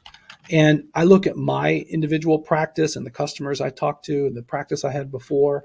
I'd look through this type of grid and I've got that. Some people have a whole bunch of these different platforms. But if you look across it and say, I've got this, I've got that, my recommendation, my professional advice to you is to think about, well, do I want to have the same capabilities across my IT estate? Do you want to have protection that's really good for, say, your unstructured data, as well as your physical workloads, as well as your enterprise apps, as well as your cloud, your SaaS, your virtual platforms? That is the expectation today. And so my advice also, much like I said, sometimes organizations have inconsistencies. My advice also is to work to provide consistencies across the different data sources. And what I mean by that is that's yet another example of, well, I didn't take my unstructured data as seriously as I did my virtual estate. Well, there's a chance that unstructured data is actually really important as well. Maybe you have a file share with user data, or if you're on the journey to Microsoft 365, maybe OneDrive is the new file share for your organization. OneDrive for Business. Yeah, that's for sure. We actually get scenarios where organizations have cyber threats there as well. So if I look at Microsoft 365 data, for example, that is a data source that a lot of people are not backing up, yet that data is critical, yet those file server type functions now hosted in OneDrive and SharePoint actually are super important. So I encourage you to check that out and, again, work to extend these different capabilities to all elements of your data estate. And that's where Veeam Data Platform is today. So we talk about, Veeam has a great heritage that was born in the virtual space. I'm in my 14th year here at Veeam, and we had only protected VMware. And now we have several hypervisors, several clouds, several SaaSes, et cetera, et cetera. Speaking of hypervisors, it's kind of an interesting time with hypervisors and things like that. I also want to draw to you that the zero trust, the ZTDR strategy, also works really interestingly in a broad data freedom conversation. So let me explain. In 2016, very long time ago, we implemented a technology where image-based backups can be restored somewhere else, like the cloud or to another hypervisor. That's really attractive. Why did we do that technology? We did that technology because sometimes people had to. Hard to get parts, maybe There was a scenario of I can't wait 4 hours for a part from my vendor, but you know what? Today's the day this physical system becomes a virtual machine. Or take ransomware, cybersecurity incidents. A very common practice that a lot of people have as a surprise is if you call cybersecurity response teams or the police, the law enforcement, they effectively wrap police tape around your data center. You can't get into it. But you have your backups, but you can't restore them. You might need to go somewhere else. Maybe today is the day that you recover to the cloud. Or, you know what? I need this block of infrastructure now. Let's convert it over to Hyper-V. Let's convert it over to VMware. Let's convert it to Google Cloud. You name it. Especially when you look at market conditions of some of the hypervisor platforms, some customers are dealing with basically financial disasters where their renewal costs are not tenable. We have people every day, and I have data from our product teams and our internal telemetry telling us that the hypervisor balance is rebalancing, and people are using Veeam technology to restore to other platforms. So keep that in mind. If you're in one of those scenarios, that's a capability. And also, actually, I think that's free now that I think about it. That might even be in the free edition as well. But the thought is you can have a data freedom, data portability story with Veeam to potentially help you go to a new platform, sometimes because you want to, sometimes because you need to. So this is, again, something about Veeam that I really want everyone to know. Two things to take away. If you do not have an immutable copy, talk to me, reach out to Veeam, go to veeam.com, get the community edition. You can set up the hardened repository for free on Linux. Go to community.veeam.com to get more help on that too. And then secondly, if you're needing to move to a different platform, check out Veeam's data freedom capability. It's called Instant Recovery to VMware, Instant Recovery to Hyper-V, Recover to the Cloud, Recover to Nutanix. All image-based backups can go to any of those different sources. I'm looking at my clock. I'm right at time. I'm going to pass it back over to Mackenzie. So thank you, everyone. All right. Thank you. That was fantastic. I'm excited to pick your brain with some of these audience questions that have come in, but I'm just going to point out first that we do have another poll up there. So if you loved what you heard today and you do want a little bit more information about the Veeam solution, again, if you want demos, pricing, data sheets, white papers, case studies, just plunk in what you're looking for. This is your wish list, your easy button, and you're able to get exactly what you're looking for after today's MegaCast. And with that, why don't we dive into it? First question I have for you, where do we start? Okay, this one's pretty good. How does the separation of storage and software help against ransomware? Oh. Well, that's a good one. It really introduces two different administrative boundaries. That's the best way to kind of understand it. So if you get into something that has them both together, coupled together, you're into both. Whereas if the threat actor gets into one of those different zones, they still have to get into the other. So there's a resiliency, like a mathematical level of difficulty more to basically to compromise. I mean, I'm assuming that the threat actors are trying to get into it. So it's basically another layer of resiliency. Gotcha. Yeah, and they're always working a way to try to get in. So additional layers, additional struggles makes it better. Okay, next question I have here is, can you give an example of an organization where this helped recovery? Absolutely. Quick story. I'm aware of an organization that walked into a Monday morning, everything was bricked, and they were a Hyper-V shop. So if you know Windows, it propagates real good through different platforms, including the Hyper-V hosts. All VMs, everything, physical servers, everything was bricked. And they even took over the printers, automatically printing out the ransom note. So everybody that did go into their facility was very aware of what was going on. Okay, so it's spreading the FUD and the uncertainty. They had their backups in Azure. They promoted their Azure storage to hot from cool, so he had better throughput, called the ISP, says, hey, can you give me a bump? And they gave him a 3x performance improvement for the week. They recovered everything, and they were good. So I got stories for days. But yes, this matters because if you could brick everything. And again, that example, I only have a bucket in the cloud. I only have an Azure storage container. You can still do absolute recovery with Veeam. So yeah, this is the way. Amazing. Well, based on, kind of all these case studies, all these stories, is there any like common theme, common learning, or something that, you'd say like, this is the thing you should really think about? Yeah, but I would really just think about that consistency angle. Again, especially I know that organizations are standardizing, acquiring different companies and organizations, et cetera. So my thought is, what do we need to do to be consistent and get the same outcome consistently across the org? So, do I have the immutability everywhere? Is everything backed up? Is everything consistently done? 32110 is the rule to live by. So, Mackenzie, that would be my advice. Just really assess consistently and, ask for help. Again, I'll throw out community.veeam.com. It's best free advice you can have, where you will get an answer to your question. How do I? How can I?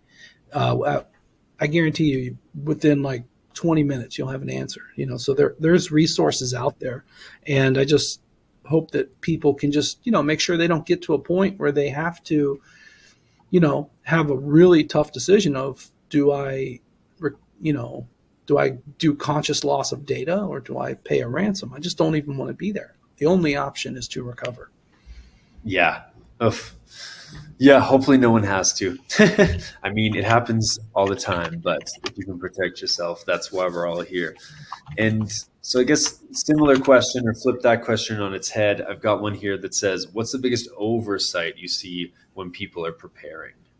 I've tried to hit it earlier because it's important, and that is store things like encryption passwords, cloud keys, like bucket access keys. Store those in a place you would need them in an emergency as well, because that's the type of thing that takes a very long time, slows you down on a recovery. And I've debriefed enough. I spoke to one organization, and I was quite impressed. They said, we put the encryption password and the bucket keys into the password manager, much like we do all the service account passwords. I'm like, yes, best practices are born this way, right? So that's the biggest oversight. It's just like thinking about what you would need in a fire, flood, and blood or ransomware scenario, Just walk through the drill. What do I need to do that? Okay, I've got this data. How do I use it? And practice. Those are the other things. But storing those keys and passwords would be a good one. And then some practice drills would be the big ones I would hit. Awesome. How often would you say companies should do a practice drill? That's a tough one. You don't have to drill everything. Let me scope that to be take a manageable scope. And what I would recommend is start small. Don't start with the biggest, nastiest thing you have. Start small, get an internal success and like a confidence boosting. Oh yeah, I can do this. But I would recommend at least having done it once per version that you're on. Like, okay, now I'm on the cloud. How does it work in the cloud? I'm not doing my backups entirely on premises now. Or now I'm on Veeam next version. How does that feel this way? Now I've added a new platform. I've moved from VMware to Hyper-V. How do I do it here? Think about the major changes, right? And then I would recommend doing it that way. I mean, I know that the IT practitioner of today is absolutely swamped and overwhelmed. There is absolutely no question about that. So that type of advice, I think, has to be taken with not so much a grain of salt, but a dose of reality. Okay, beautiful. Well, I think we are roughly at time. So if anyone does want to follow up, what would you say, what's the best next step, best first step to take the journey with Veeam? Well, all good things start at veeam.com. But I'd also say that community.veeam.com is where the people who use the products hang out. It's a cool place. Check it out. And then we also have a handout in here talking about ZTDR a little bit more high level. But we have you anywhere you want to be. Veeam is there for you, but it all starts at veeam.com. Beautiful. Well, you've been great to listen to, really thorough, really clear. And again, thanks for letting us pick your brain. I appreciate it. My pleasure. Thank you again. All righty. We'll see you next time. Take care. All right, everyone. If you haven't already, I'm going to pull down that poll there. So this is your last chance to enter what you're looking for about Veeam. And then I'm going to be giving away our next prize here. So our next prize is a $300 Amazon gift card, which I'm sure you expected. And this one here, again, you need to be live and present to win. This one is going out to Niranjan Reddy. Niranjan Reddy from California. Huge congrats, Niranjan. And like always, we'll be reaching out after the fact or after the webcast to let you know how you can redeem that prize. And with that, let's keep things zipping along. We've got great energy in the house, great questions, great poll responses, great speakers. So let's keep the great times rolling. Next up in the house, we have the team from Gigamon. So we have Stephen Goudreau here. He's going to be presenting. He's the cloud security evangelist over at Gigamon. And then he's got a bit of a tight schedule. So we've got Javier Inclán, who's the Senior Technical Product Marketing Manager at Gigamon, who's going to be also here to field any of your questions live on the MegaCast. So with that, I'm going to hand things over to Stephen and Javier, and I'll see you for the Q&A. Hello, my name is Stephen Goudreau. I'm the Cloud Security Evangelist here at Gigamon, and we're going to be discussing Zero Trust and where some of the industry solutions fit into the Zero Trust framework. We're also going to examine two of the most popular Zero Trust frameworks. So what is Zero Trust? Well, it's the mother of all risk frameworks. And the model that I prefer is the Department of Defense model, the DoD model. It has 152 actionable controls. If you don't know where to start, it's a good place to start. It may not be a one-size-fits-all for every organization because they're trying to solve for a different mandate than maybe your organization is. Now, there are other models out there. I generally feel that they're a little too strategic and not tactical enough. One of the challenges you have with that is everyone understands that you need to do it, but then when you hand it off to an architect or practitioner, they don't necessarily know where to start. And of course, be aware of any vendor that says they do it all. That's just not true. Now, they may satisfy for a complete aspect of it, but it's just not possible. Plus, it's in the name, Zero Trust, no single source of truth. So where we are today, this is the CISA model, and where we fit in are the areas colored in orange, so in the network environment and in the data pillar, along with visibility and analytics. What we are is we are an independent source of truth on the network, and we create network logs and telemetry in parallel to other devices. So we're going to go into more of that in a little bit. This is the Department of Defense model, and here we see the 7 pillars broken up into user, device, application and workload, and so on. You start at the top left, and then you expand out to the right as you get more advanced. And here are the 152 controls, and each of these has a very long block of text behind it that helps describe what it does, what you're trying to solve for, and it helps an architect or practitioner map how to go on this Zero Trust journey. So here I've highlighted what we solve for. Because it's important to know what you solve for. It's also important to know what you don't solve for Zero Trust. Now, we have very long text descriptions that are in each of these to help you better understand how we can help enable or solve some of these problems. And this can help you on your journey to Zero Trust. So what is Gigamon? Well, Gigamon is a network packet broker. That is a quasi layer 2 device that sits in line, and it mirrors or duplicates traffic to selective kinds of tools. Now, what we've done is we've added deep packet inspection to the packet broker. We're not looking for threats. We're just looking for standard applications and protocols. And you can't see where you don't sit. And that's very critical. So here we have a broad lateral footprint on the network. So we're able to see a lot of lateral communications.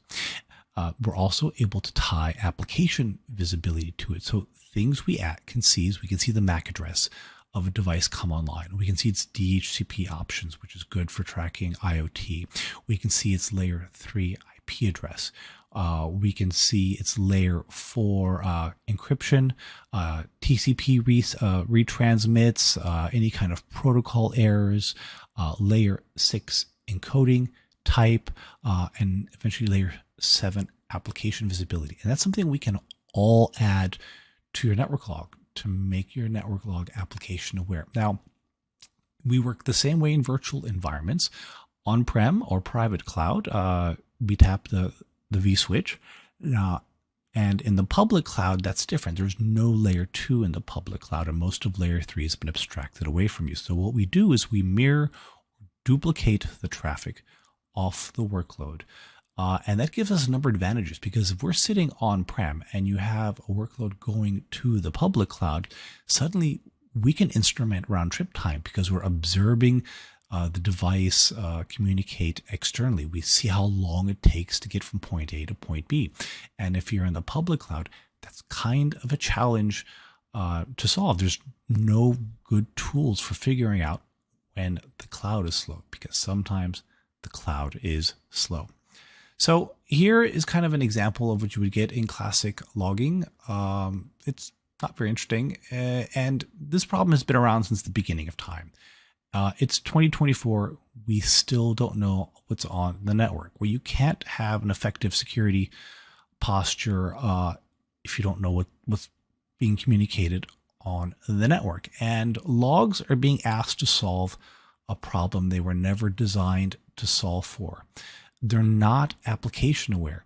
That's kind of a problem. And we've kind of put logging in routers and switches and firewalls to generate information. But now we have the same conversation showing up on several devices. So here are some of the things that we can see with our application visibility. We can see encryption levels, TLS versions that are in use on the network. The majority of it is TLS 1.2, but it looks like we have some TLS 1.0 and some SSL 3.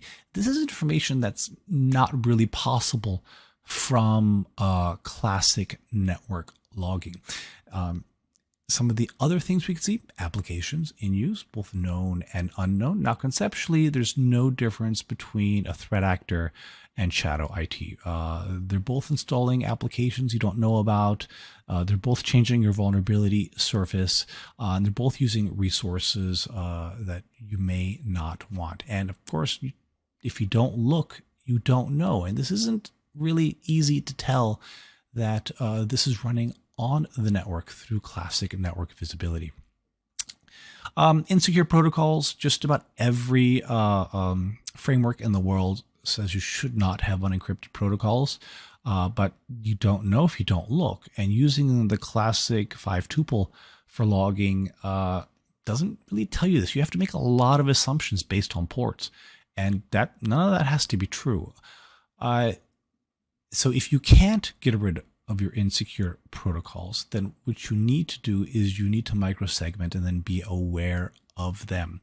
And of course, if you don't look, you won't know. Now, we can also see certificates, what certificates are in use, which certificates are in motion, which are expired. We can see all the fields in the certificates. That can be incredibly useful. Most security frameworks want you to have an inventory of certificates. This is also a great way to track if a network device was replaced. If it's IoT, you'll be able to replace it. A good, healthy network should not have any expired certificates. Now, a next-gen firewall can solve for a lot of this, but they only sit at perimeter points, and they're high-friction devices to deploy all over the network. I'm firewall certified. I did Firepower and Palo back in the day, and man, managing a fleet of those is hard. And the logs show that data moved, but you don't exactly know the nature of the data. Now, what information is available in a network log? Well, we have the classic 5-tuple: source IP, source port, destination IP, destination port, TCP or UDP. And this is what most logging is based on. Like VPC flow logs, you're going to have ENI information and some other Amazon specific information. If you turn on NetFlow, you potentially have the ingress interface, flow, start time, and bytes. That's it. That's not very useful, honestly, at least just to know that a conversation took place. Now, what can Gigamon add? Well, we can add the MAC address, the DSP options, protocol information such as buffer size, retransmits, any kind of errors. That's really important because if you have a network layer problem, you're not going to be able to debug that from the application. We can also see encryption levels, what was in use, because there are standards around which you need to be running. Certificate information, we've covered part of that, some layer 6 encoding. And of course, the application visibility and detection. Now, as you move up and down the tech stack, this kind of information is typically lost. You don't, the moment you hit the first layer 3 device, you're not going to have the protocol information or any of the performance visibility. And additionally, you're not going to know what that application was, or if you're running applications on non-standard ports. And that's pretty much an unsolvable problem in the industry today. And that's something our visibility can solve for. I also want to address this concept of an independent source of truth. Because of where we sit, we create network logs in parallel to other devices. So let's examine that terrible Sev10 back-to-back firewall breach we had earlier this year. Now, of course, I want to be very clear. We never would have prevented that. There's nothing we could have done about that. But if we had our visibility in front of and behind the firewall, once we knew the nature of the compromise, you could then look for the indicator of compromise. And in that case, it was a wget every 60 seconds coming off the Palo on the outside interface. Well, that's pretty impossible to detect, especially when you can't trust that device to log accurately based on its condition. There was also the Cisco breach, and what these threat actors did is they installed a self-signed certificate on the firewall, and this was brilliant. That self-signed certificate did not present itself to any IPs that were in the configuration, so business operations continued. What it did do is it presented that self-signed certificate to unknown public IPs on the outside interface. They discovered it through Shodan. And if we were tapping in front of and behind the firewall, and if you run a report, a compliance report on any kind of self-signed certificates, and suddenly your firewall shows up, wow, you've got a problem. Now, what we have is we don't have security, we have visibility, and visibility has huge overlap with security. And that's why having this visibility or this additional source of truth is so important. So here with the Gigamon Deep Observability Pipeline, we can sit in data centers, virtual environments, public cloud environments within containers or workloads. We can then, that's how we get the traffic. We can then send the traffic to either various kinds of tools in the form of raw packets, so to NDRs or to tools that do deep packet inspection looking for threats, or we can send the metadata to logs and make your network logs more application aware. And we have huge overlap with helping with performance and security. And we can feed just about any kind of tool. And we have a variety of solutions. Now, I want to talk about our Cloud Suite solution real quick. I know there's this concept that cloud native tools only come from cloud providers, and that's not true. Anything that was purpose built for the cloud is a cloud native tool. So that's super important to know because our solution is cloud native. Now that's different from cloud provider tools, that the tools they provide you, and they're usually solving for a different problem. And one of the problems they're solving for is, are you up and can they bill you? Because when I was working, I went to Reinforce a couple years ago, and this was right before the land war in Europe started. And the threat actors changed. What they were doing is they were exfiltrating the data and ransoming it back. And then once the war started, what happened was they were just deleting the data. And the only way the security engineers knew the data hadn't been exfiltrated was by billing. So there's still a gap in visibility, knowing what data is in motion generally, specifically in the public cloud. I want to talk about this concept of a pre-encryption.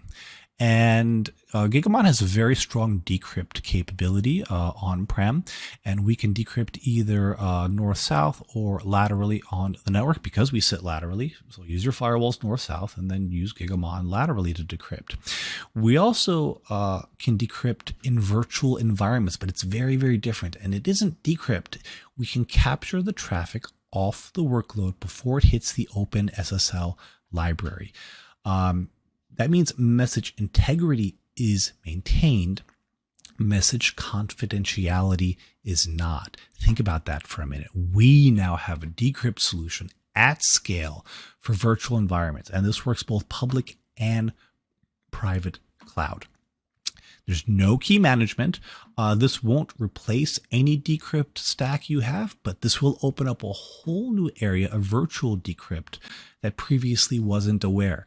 So this allows us to access the data, and then we can either send that to cloud NDR tools, or we can do our own instrumentation. And one of the big use cases we've seen is performance, because sometimes the cloud is slow and you have no real way of knowing that. And as you can see, we have our universal tap that can tap just about any kind of workload. So we have some case studies on Zero Trust. You can go here to our site and take a look. We have done some with the Department of Defense and various government agencies. And here are some of the quotes that they have, that you can't protect what you can't see. And we have a broad lateral deployment in which we can see a lot more than a lot of other tools, and we can centralize it and bring it all together in one location. So we do have an analyst report written by John Kindervog, the father of Zero Trust, that talks about network visibility.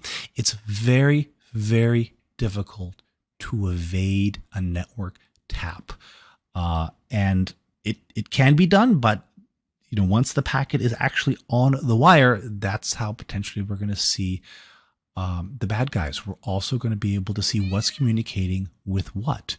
And that's critically important because a lot of times you just don't know what your dependencies are, and you can't secure your environment until you properly understand what's communicating out there. So in summary, a lot of solutions were solved for what they've been designed to solve for, but that wasn't with the Zero Trust framework in mind. And they're all valid solutions, but you need to know what you protect and what you don't protect, and what your tools can and what they can't do. And then Gigamon generates its data through external observation. We don't take part in the communication stream. That means we're able to instrument layer 2 through 7 and record that in the network log and make your network logs application aware, performance aware, non-standard port use case aware. We're also removed from the blast radius of network misconfigurations, performance issues, or compromise. As we saw earlier this year with the Severity 10 back-to-back firewall compromises, we were outside of that blast radius. And it's possible you could have done nothing wrong and you were still caught in that cyber attack blast radius. We're also able to add metrics to logging, performance, protocol information, retransmits. And this is something that you lose the first time you go up layer 2 or layer three hop and isn't sent to the application. They don't know. It's just handled automatically by the protocol, and any kind of errors on the network will translate to problems in performance that can be very, very difficult to troubleshoot, especially in virtual environments. So I'd like to thank you for attending this session. We're going to go check the Q&A here shortly. Here we have the case study, how to get in touch with Gigamon. If you'd like to schedule a meeting with me specifically, you can, or somebody from Gigamon, and we can discuss Zero Trust. I know one of the questions I get often is, how do I start on this journey? And I would recommend that you designate, first of all, select a framework. I'd start with the Department of Defense if you don't know where to start, and then familiarize yourself with that data, and then select some data in your environment that's special and designate it special, and then see who has access to it, see what has access to it, see what limitations are in place. For PCI, it would be credit card data. Find out what data is special to your environment. Does everybody have access to it? And start securing that, both from a network level and then from a user account level, and then from a business need level, and start securing and documenting that. And once you have that worked out, you can then move to the next set of special data. And that's a really good way to get started on the Zero Trust journey. All right. So, Zero Trust journey. Wow, way to come on in. The Zero Trust journey. Definitely a great way to get started. Another poll is up for Gigamon there, so definitely plunk in your answers of what else you might be interested in receiving in terms of information about the Gigamon solution. As mentioned before, unfortunately, Stephen is on a tight schedule, so he is taken off. So thank you again, Stephen. It was great to hear from you. And I'm excited to have Javier here waiting in the wings to field any of the questions that you've put in through the live chat today. So, Javier, are you ready to rock? I am. Thank you very much. My pleasure. Great to have you. Thank you. So first question I've got here is, I guess we've had this for a few other teams, but I think this is a good one to also ask for everyone. How would you get started with Zero Trust? What would that first step be? That is a great question, actually. And I receive this very often. So the way that we start with Zero Trust, as you mentioned, Zero Trust is a journey. It's not something that is going to be provided by one single product. And I would say I would recommend 10 steps on this journey. So the first one, and I'm going to go very quick across all of them just in the interest of time. So the first one would be identifying sensitive assets first. Is determining what critical data, applications, and services require protection. So that is very important, because if we don't know the attacking surface, then probably all these efforts would be really, really disparate and disconnected. The second one is assessing current security posture, which is evaluating your existing security controls and network architecture. Of course, the access management. Those are the things that are essential in Zero Trust. Then defining the trust boundaries. Establish clear boundaries and segmentation for networks, data, and applications is critical. After that, the next step that I would recommend is implementing micro-segmentation, which is divide networks into smaller chunks, just isolated segments to limit lateral movement from all these attacks that are exposed. The next one would be enforcing strict access controls. So this could be used in multi-factor authentication, least privilege access, or role-based access control, depending on the architecture. And then the next step that I would recommend in order to get started with Zero Trust could be the user and device, the continuous monitoring and validation. I almost forget that one, and this is very important in Zero Trust. Regularly monitor and validate user and device access, as well as system configurations. Just verify that, and verify the network traffic is very important as well. User and device authentication would be the seventh one, and this is ensure strong authentication for all users and devices, including IoT devices. All these OTs or IoT devices should be monitored and not living in the wild. The next step could be data encryption, encrypt sensitive data, both in transit and at rest. That's very critical in zero trust. Network segmentation, as I mentioned before, just segmented networks based on function, sensitivity, and risk. And the last one would be a continuous incident response planning. Just developing and regularly test incident response plans is very important, just to make sure that we have readiness for any incident that could happen. So I would summarize those in these 10 points. Mm-hmm. So thank you for the question. Yeah. Do you have that written down somewhere we can go back and reference in the future? Yeah, no, definitely. That's something that we have this information available. I'm happy to share this with the audience as needed. Mm-hmm. All right, excellent. Okay, next question I've got here is what other zero trust models are out there? Yeah, that is also a very, very good question. There are different zero trust models right now. As a matter of fact, there are some specifically for cloud platforms. But I'm going to jump into probably 4 of the most common models that we have.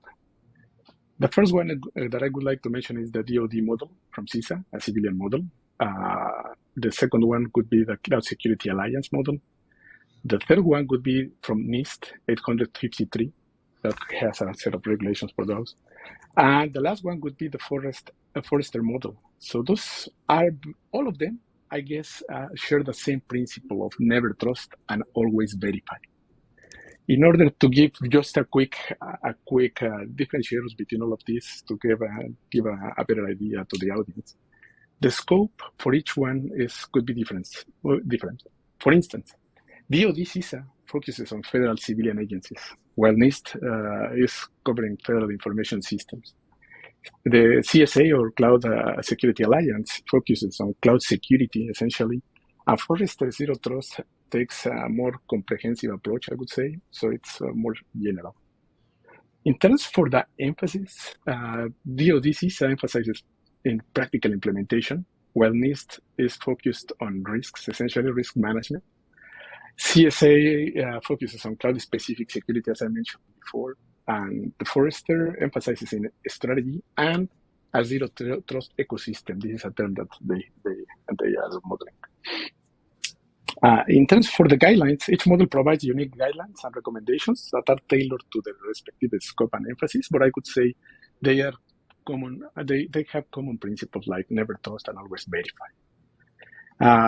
The other one that I would say is in terms for the scoping, as I mentioned before, some of them are intended for federal civilian agencies, others are intended for federal information systems, others for cloud security, and others in a generic approach that could be adopted by different organizations.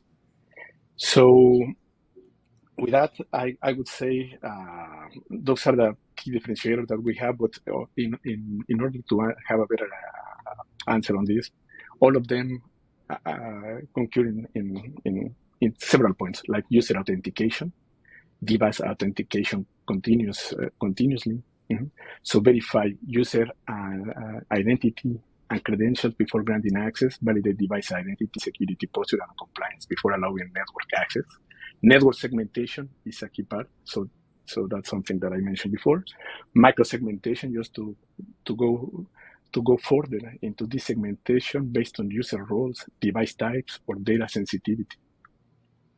Least privilege access is also very important. Grant users and devices only the necessary permissions and access to this.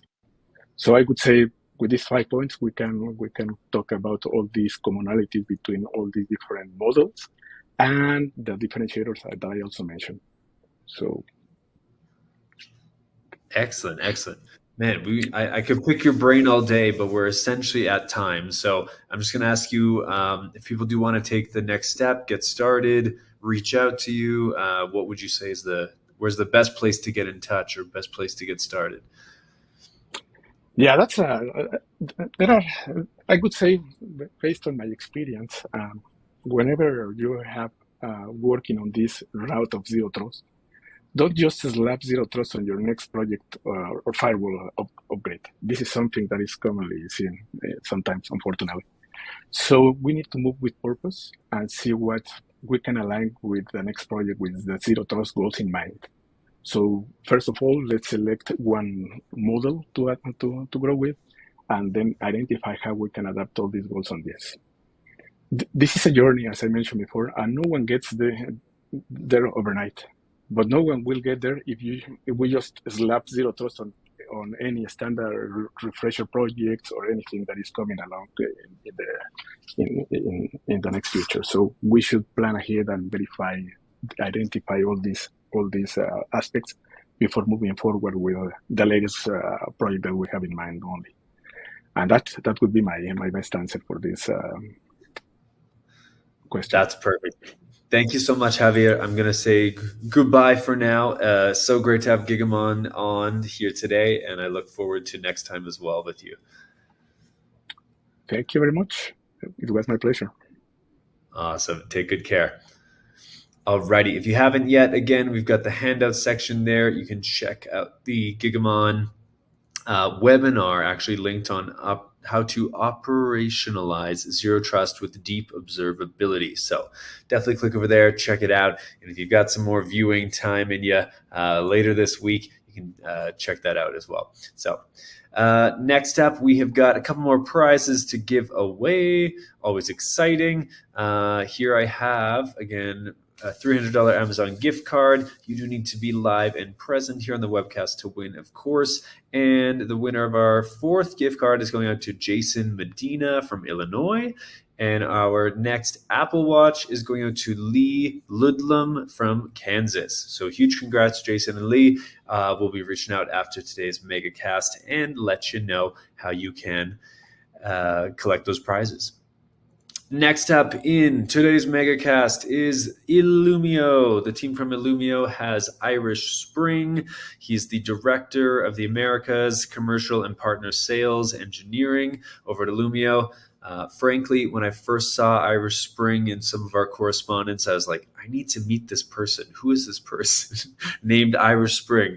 And frankly, Irish did not disappoint when we first met prepping for today's event. And Irish, I'm so excited to hear what you have to say. And I'll also be joining you for Q&A. So why don't you take it away, and then we'll chat. We'll pick your brain. The stage is yours. Well, hello, everyone. That was a nice introduction. I appreciate it. My name really is Irish Spring. I was born just before the soap was released in central Louisiana here in the United States, where soap is optional. So I think you can understand why that mistake was made. I work with Illumio, and I'm really excited to be able to talk to you a little bit today about why segmentation is foundational to zero trust environments. It's going to be a little overview of zero trust segmentation and the Illumio Zero Trust segmentation platform. So if you've never heard of Illumio, we're kind of like the biggest little startup. We've been around for about 11 years, and we've had a solid product for about 9 of those 11 years. We have very large customers, some of the largest in America, that depend on us every day. Little companies like Salesforce and Oracle. A large portion of Wall Street is really involved with us because of the security that we offer. We have millions and millions of workloads that are under our protection, and we've gotten a lot of market industry leader tags that are coming out from both Forrester and Gartner, because we're kind of making waves in the industry. A lot of people talk, especially if you're involved in security, a lot of people talk about, hey, things are getting a little cutthroat out there. Gone are the days when the pimply-faced 12-year-old would go out and hack the DoD website, put a picture of a naked person on there, and be like, haha, look, I hacked the DoD. The criminals are no longer little pimply-faced teenagers. They're organized crime. They're countries, the state actors that are going in and trying to make a lot of money out of harming us. So the things have changed a little bit in the kind of attacks that we're seeing in the world today. The average attack these days costs a little over $4 million of productivity, of time to repair, legal lawsuits, and fines from regulatory agencies that come back to get you. That's starting a whole new industry. We actually have cybersecurity insurance now, where people and companies are paying to protect themselves from the bad guys that are out there. We're getting a big hack attack breach that occurs, a little bit less than one a year. And that's up a lot. It used to be every couple of 3 years we'd have a major breach. Major breaches are occurring now faster than ever. And a full 25% of malicious attackers are not looking just to put a picture up on your website and make fun of you. They're looking to take you down. A lot of this comes from ransomware, where they cripple you and you pay a fee to get rid of it. But a lot of it is because the state actors that are involved are looking to make a point. We've recently had issues in Europe where people that have political ideations are hacking into environments and causing damage because that person is on the wrong side of the political structure. So we're seeing things getting kind of ugly. And we really are seeing attackers using various tools to traverse the environment. It's not all about just getting in the front door. It's now about what the kind of damage they can do once they're there. So we're seeing that attacks are successful for a couple of big reasons. One, prevention and detection is failing. If you think about it, everybody builds a hard outer shell around their architecture. We'll call it an egg. And inside the egg, it's soft and squishy. It's separated, right? The yolk and the white and the shell are all separated from one another. But it's not really hard to get from one side to the other. If you've ever cracked an egg and whisked it with a fork, you know that it's not a structure that can stand up to any kind of damage. And the activity that's occurring where those prevention and detection tools are failing, that's out there for everybody to see and hack on. Those kind of vulnerabilities are well known, and attackers have lists of where to start looking for vulnerabilities when they go to tap on your front door. Once they're inside there, the attack is able to spread because there's nothing really keeping anybody from wandering around inside your data center. Now, if you have any concerns about that, or you think I'm full of it, just look at how many firewalls you have attached to every one of your PCs in your end user space. It's too expensive and too hard to manage. So we have a soft, squishy center that's easily accessed, and people are getting a lot of dwell time inside the data center. They can hang out for long periods of time and cause a lot of damage before we even know that they're there. Next, please. And so this is really where things that are critical assets are starting to be compromised. When you've got 9 to 10 months inside of an environment undetected, you really have the ability to get some damage set up. Next slide, please.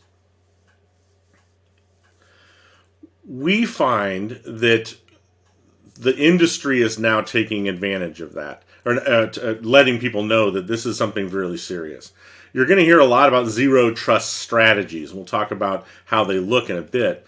But we're finding that in Gartner, Forrester, and other organizations from like Open Source Tech, that we're having issues, and the best way to solve that is with a strategy of zero trust. Even the NSA has recently released a paper that goes over 7 different pillars of what you can do to make your architecture more stable and secure. And a major aspect of that is the network and environmental pillar, where they recommend data flow mapping, microsegmentation, and macro segmentation as the best pillar, the best way to support that pillar and keep everybody from wandering around your data center.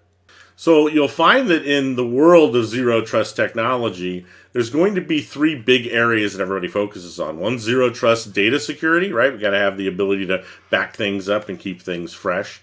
The other is zero trust network access, ZTNA. And we get confused with ZTNA a lot. ZTNA is developing a network architecture, intrusion detection, those kind of tools that keep everybody out. Once they're in, though, we need to have something different. And that's where Illumio comes in, with zero trust segmentation. We work with your data security tools and your network access tools to make sure that they have the ability to lock down the environment if they need to, but we maintain a very secure macro and micro segmentation solution that allows you to be able to get the job done. The time for zero trust segmentation is now. And if you haven't been hit up for it yet, the auditors are looking for this from government mandates. There's a new DORA requirement that just came out for Europe. We have regulators. If you have any kind of credit cards, PCI, electrical grid, HIPAA compliance, all of this stuff is being regulated, and it's required that you have segmentation. And of course, cybersecurity frameworks like the NSA tool we just talked about are all calling for it. The three big things that everybody wants is for us to be able to understand the risk, define the security controls that'll be able to keep that risk mitigated, and then contain the attack once it happens. Because we're assuming that there will be an attack. What are we going to do to stop it and protect from it? At Illumio, we have a 3-point tool that allows us to take care of business. We have a visualization tool that allows you to see the risks in your data center. You'd be surprised how many people have no idea that their production database is connected to Russia. And then we have the ability to set different policies. Those policies will then help us mitigate the risk, and this stops the spread of an attack. So the next time Molly Malware wanders in with a USB stick she found in the parking lot, and she infects her computer, we can quickly act to make sure that her computer isn't able to spread the issue to other computers. We might lose Molly Malware's computer, but the rest of them will be safe. At Illumio, we have something called the Illumio Zero Trust Segmentation Platform. Now that's 3 different products, but we refer to it as a platform. And those products are Illumio Core. Illumio Core allows us to protect anything inside the data center, including containers and IT/OT solutions. We have Illumio Endpoint, which gives us the ability to protect desktops and end-user computing technologies. And then we have Illumio Cloud Secure, and this is an agentless solution that allows us to protect workloads that are living in the cloud natively, like Azure and Amazon clouds. So we are the only product on the planet that allows you to protect your desktops, data center, containers, IT/OT solutions, and the cloud with a single pane of glass. If your leadership is talking about ransomware containment, workload mitigation, IT/OT convergence, trying to migrate your architectures from the data center to the cloud but keeping that security, any kind of vulnerability risk reduction and environmental separation, those things are all answered by Illumio. Most, if not all of you, have at least one of these issues that are being brought up by your security team. We have the ability with our Zero Trust solution to enhance your security architecture. We can offer you about a 66% reduction of your attack blast radius, just trying to keep that from spreading once it happens. We also have proven scale. Like I said, we have millions and millions of workloads. Sometimes in some environments, hundreds of thousands of workloads running in one environment. We also have visibility simplicity, which I'll show you in a short demo. And we have the ability to give you measurable savings. We can offer a 90% reduction in operational overhead by not having to have 17,000 different tools doing all kinds of things. We work with the tools you already have in place to make sure that your security is stable. So we're going to pop off real quick to do a little demo. I'm going to share up my screen and give you an opportunity to actually see the environment itself. We have this product that I'm going to share with you is the actual product. It's not just a mock-up. And what we're looking at here is our ransomware protection score. The ransomware protection score is something that we offer from our solution that gives you the ability to have a score for your environment. What we can see here is that we have about 48 workloads, 48 of our 93 workloads that are in our environment that are currently under management. Of those workloads, we have 8 that are protected, and we have 48 of them that are protection ready. Now, what protection ready means is we're protecting them in some ways, but we could do a better job. There's maybe some ports that are open that we could change, lock down some known protocols that are maybe dangerous. And as we start to do those things, it'll change our ransomware protection score, making sure, giving us a great visualization, first of all, on how we're doing with the health of our system as it refers to being damaged by a ransomware attack. And you don't have to be an expert on all of this. You can see that we actually have recommended actions. So if you've never played with Illumio before and you load it into your environment, you can go over to the recommended actions tab and it'll tell you, hey, we see that you've got TCP opened up to all of your desktops. You probably should shut that down. Click here to shut it down. And we'll be able to make a rule and enforce that policy to shut down that very dangerous protocol from being open on all of your desktops. That's how easy it is to use. Now, the other thing that I was talking about is our ability to see an environment. If you plug in our tool and connect it up to your devices, you'll immediately see a giant spaghetti monster of network connections sitting out inside the data center. Now, this isn't very helpful, but we have the ability very quickly to go in and do things where we can sort. Wouldn't it be great if we could separate and sort our architecture by environment? Perhaps we want to be able to look at application groupings. Maybe locations. I've got data centers in 2 different places, and I'd like to see where they're at. And maybe what roles they're playing. Like, is it a desktop? Is it an admin system? Once I apply these groups, now I have a much better and simpler version of my architecture. How do we get to this point? We work with you. We have the ability to tie in with Windows architectures, with the domain servers that you have, with your architecture that keeps track of all of your host names and your CMDB. We can work with you to get all of these labels in place. And once we have those labels in place, we now have a very clean and clear view of what your data center is doing. You can see that we have green lines here, yellow lines here. We don't have any red lines here because part of the demo for a longer demo is actually implementing some rules. But green lines, yellow lines, and red lines are all explained over here in the legend. So if you ever get lost in the tool and you need to pull up this, you can say, oh, well, a red line is everything that's blocked, a yellow line is everything that might be blocked, and green is allowed. Now, this is where we differ from almost every product on the planet. Everybody else is allow always. You start with allowing everybody, and then you slowly start choking down the environment and saying, hey, we don't want to allow this, we don't want to allow that. But it leaves a lot of things in allow. And when we have so many things in allow, we have dangerous areas of our architecture that are left exposed. So Illumio does everything differently. We're not allow. We don't trust anybody. And we only start to allow connections as we start to say, hey, yeah, that's my production database. It needs to talk to my production web servers. And we allow those things to talk after we've determined who they are, what are they doing, and do they have a need to communicate to one another. All of this is able to be visualized. We can run reports to share with your leadership to show you how well you're doing it. We have great dashboards that allow you to have a commanding view of what's going on with your architecture. And we have the ability through the ransomware protection dashboard to increase your scores and make things work. We see the traffic that's going around. We understand the ports and the protocols that are being communicated on. And we have the ability to give you control over your data center in a way that most people can't. So that's the end of the demo that we have. We can go into more detail later in specific use cases that you might have inside of your environment. The last thing that I'll show you here on this slide is we want you to learn more about segmentation and how Illumio can help. Of course, we're trying to sell things, but we offer some really cool tools for you that you can get without buying anything. Some of it is learning how to access Zero Trust for Dummies. This is a guide that we give you for free that allows you to look at your environment and just kind of get an idea of what it means to have Zero Trust. We also have our market guides from Gartner that you can look at and maybe implement into your solution.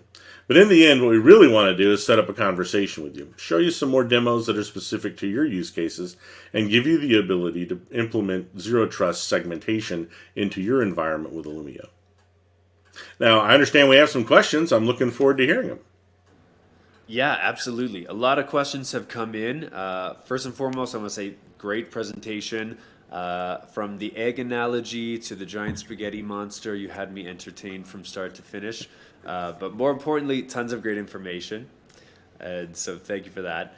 The other thing I thought was pretty brilliant was your Molly malware. I don't know if you've seen this, but in Canada, there's like a specific chain of cinemas. And in the cinema, they have like people who are a little bit annoying or cause problems. So there's like Susie Seat Kicker in that. So now...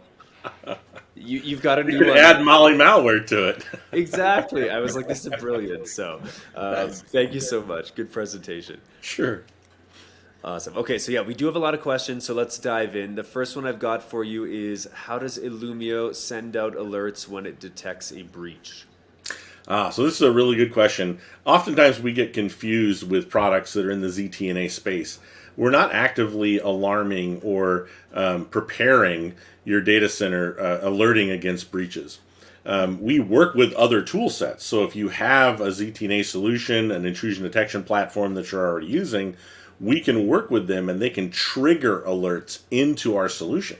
And we actually have the ability to slam the door shut once one of your antivirus systems or intrusion detection systems sees an issue that alerts on. We can isolate that environment until you can have the ability to get the cleanup box connected to it and take care of it.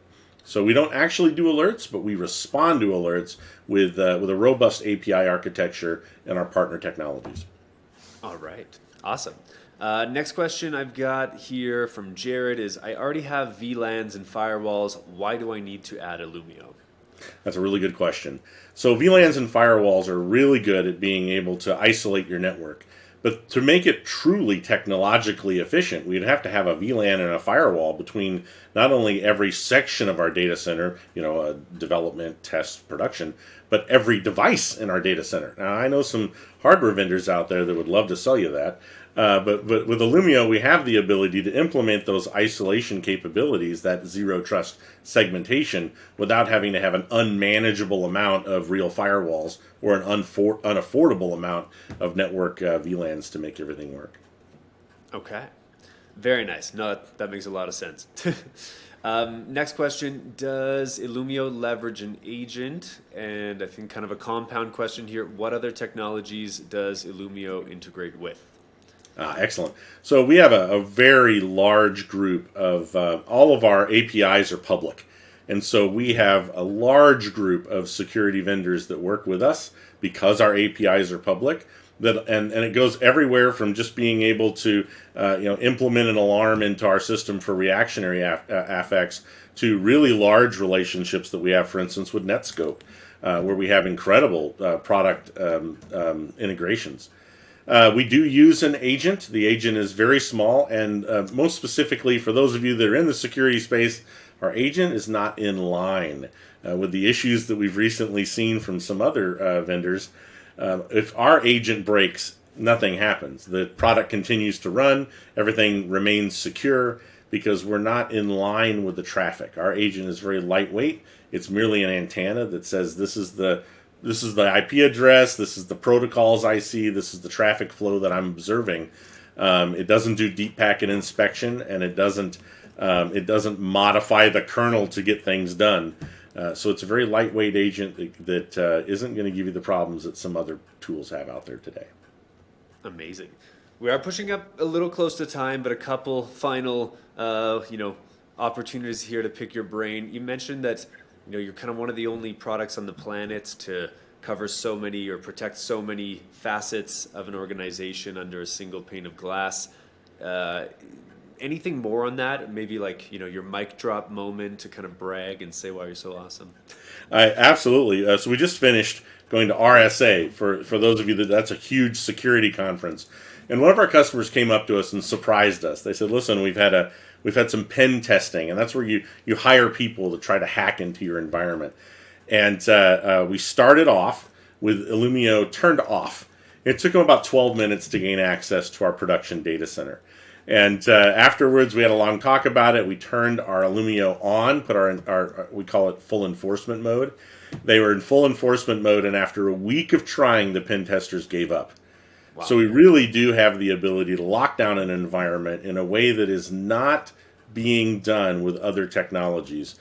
And when you tie us together with the other technologies that you have in the data center, we finally get to that point, that Shangri-La, where even if a breach occurs, nothing can get out. Nothing can get across the data center, and that's really where we want to be. That's awesome. Fantastic. Well, if people are excited, they want to get started with you right away, where should they go? What should they do? Check out those demos, or what would you suggest? Absolutely. And we really want to get a hold of our sales teams. The links that we have provided are going to be great for you to be able to get a taste. And if you simply go to our website, we have a lot of data that's there, and you can click on a button that will allow you to communicate with our team. Awesome. Well, thank you, Irish. I really appreciate your time, and you've been such a joy to listen to.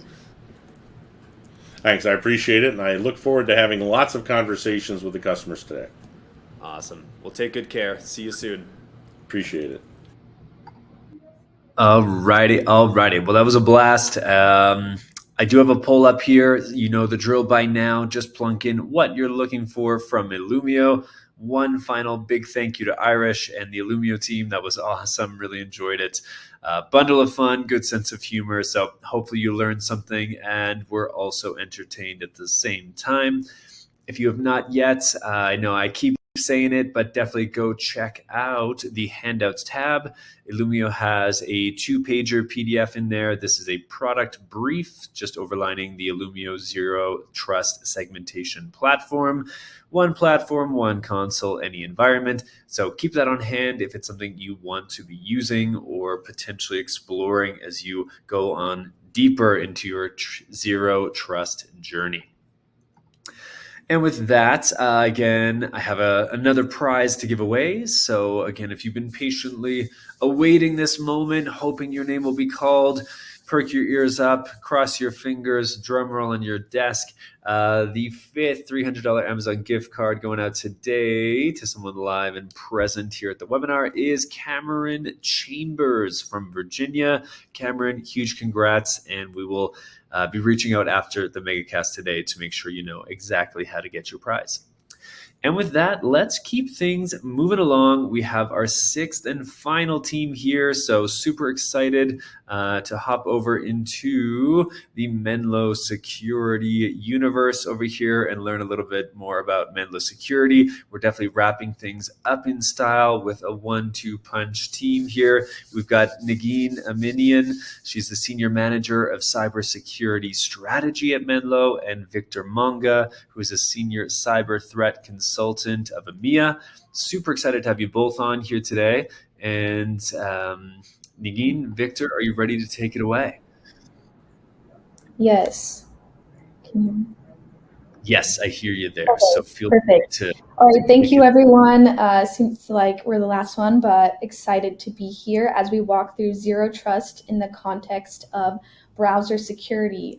So, I'll just quickly go through these. This is more of a panel style discussion, hopefully making it a little interesting. But feel free to add any questions. I think it's on the right side of your screen. Let's make it a little interesting for Victor. Give us your hardest questions and we're happy to address them at the end. Now, if you're not familiar with Menlo Security, we are a pioneer of browser security. In fact, we've been doing this for over 10 years with over 1,000 customers, over 8 million users across the world in various industries, including government and defense, the Global 2000, and finance. Now, a lot of the information today is being pulled from and inspired by a recent publication. It's a comprehensive and independent assessment of the Menlo Secure Enterprise Browser Solution. And this assessment was done against the CISA Zero Trust Maturity Model 2.0. And this was done by Coalfire. I've read through it and really enjoyed it. But Victor, do you have any initial thoughts you want to share with the audience? Yeah, and again, I think the whole report is worth a read. And I'll highlight the part where it's Coalfire's opinion that Menlo solution provides you verification and enforcement along with the other services, which aligns directly with the Zero Trust architecture. And as we go through today's session and towards the end of the session, I will go in detail and share key takeaways from that report as well. Yeah, and this report is available in the handout section, but you can also scan this QR code and kind of walk through it at your own pace. The end of it is really where the report aligns specific pillars and to the product. And, this report feels more relevant now than ever, especially, Victor and I have been having conversations around the shift we've been seeing in the market and, ever since the proliferation of SaaS. Victor, we've been having a lot of conversations around that. Yeah, one thing I'll add there is that I come from traditional network IT security background where you had full access to your network. You can control, manage, exactly which packets and bytes are going out and coming in. as you said, again, with the SaaS and PaaS now, we don't have that complete network access anymore. So we need to start thinking about access as more where we put our security controls than just the network. So the traditional network controls have to refactored, and access have to kind of take the priority when it comes to thinking about it. And we'll talk more about it as we go through the core tenets as well. Yeah, definitely. And while that report, is focused on the CISA framework, but there's one or two frameworks, multiple frameworks. They can all be boiled down to common core tenets. And Victor, with the organizations you work with, where have you seen organizations prioritize? I think it's the journey where you must start, and it's not about how you started, just start. But where I have seen organizations be most effective in advancing their zero trust security posture is by starting with an in-depth evaluation against frameworks such as CISA Zero Trust Maturity Model. We commonly refer to that as ZTMM, which is underpinned by the NIST Special Publication 800-207 and the tenets what you see on the screen today. So this assessment helps identify gaps and strengthens across the all core tenets and the CISA pillars. Now look, from there, the most impactful strategy is to implement solutions that offer cross-cutting benefits across multiple tenants and pillars simultaneously. So buying point solutions might not help. It has to be something that the solutions and platforms are cross-cutting benefits across multiple tenants. So by focusing on solutions that address multiple areas rather than just one, organizations, customer can achieve a more cohesive and robust security posture.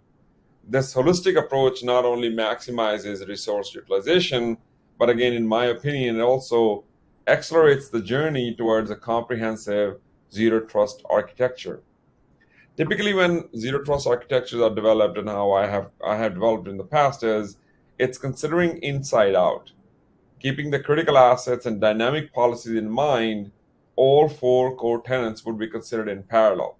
Now, look, depending on the organization's security maturity model, that would define and it will vary the level of efforts to implement them, but that's where I would start my focus.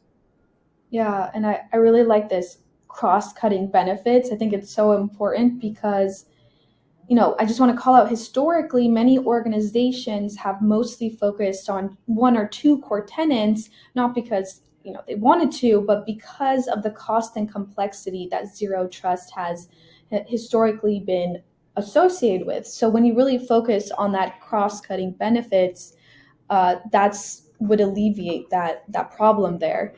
And for a lot of organizations that we've worked with recently, we're seeing them at different stages of a zero trust journey. And for those of you online today, it's really crucial for you to evaluate where you are. Because when you understand your position in a zero trust journey, it can really help tailor your approach to meet specific challenges. For example, for those of you who might be earlier in the journey, maybe just starting out, it's all about building a foundation. And getting that foundation right is so important. So really take your time. But then while for more mature implementations, it's all about optimizing and scaling. And that can look different organization to organization. Now, I just want to highlight that the journey is not just about implementing technology. It's also about adapting your processes and your mindset so you can support a zero trust framework. Now, I want to, pose a question to both of us and to the audience. What's important to consider no matter where an organization might be in their zero trust journey? And before I hand it off to Victor, I just want to, answer this myself because I was talking to a colleague the other day, and he mentioned this thing about a watermelon green trap. And I really loved it.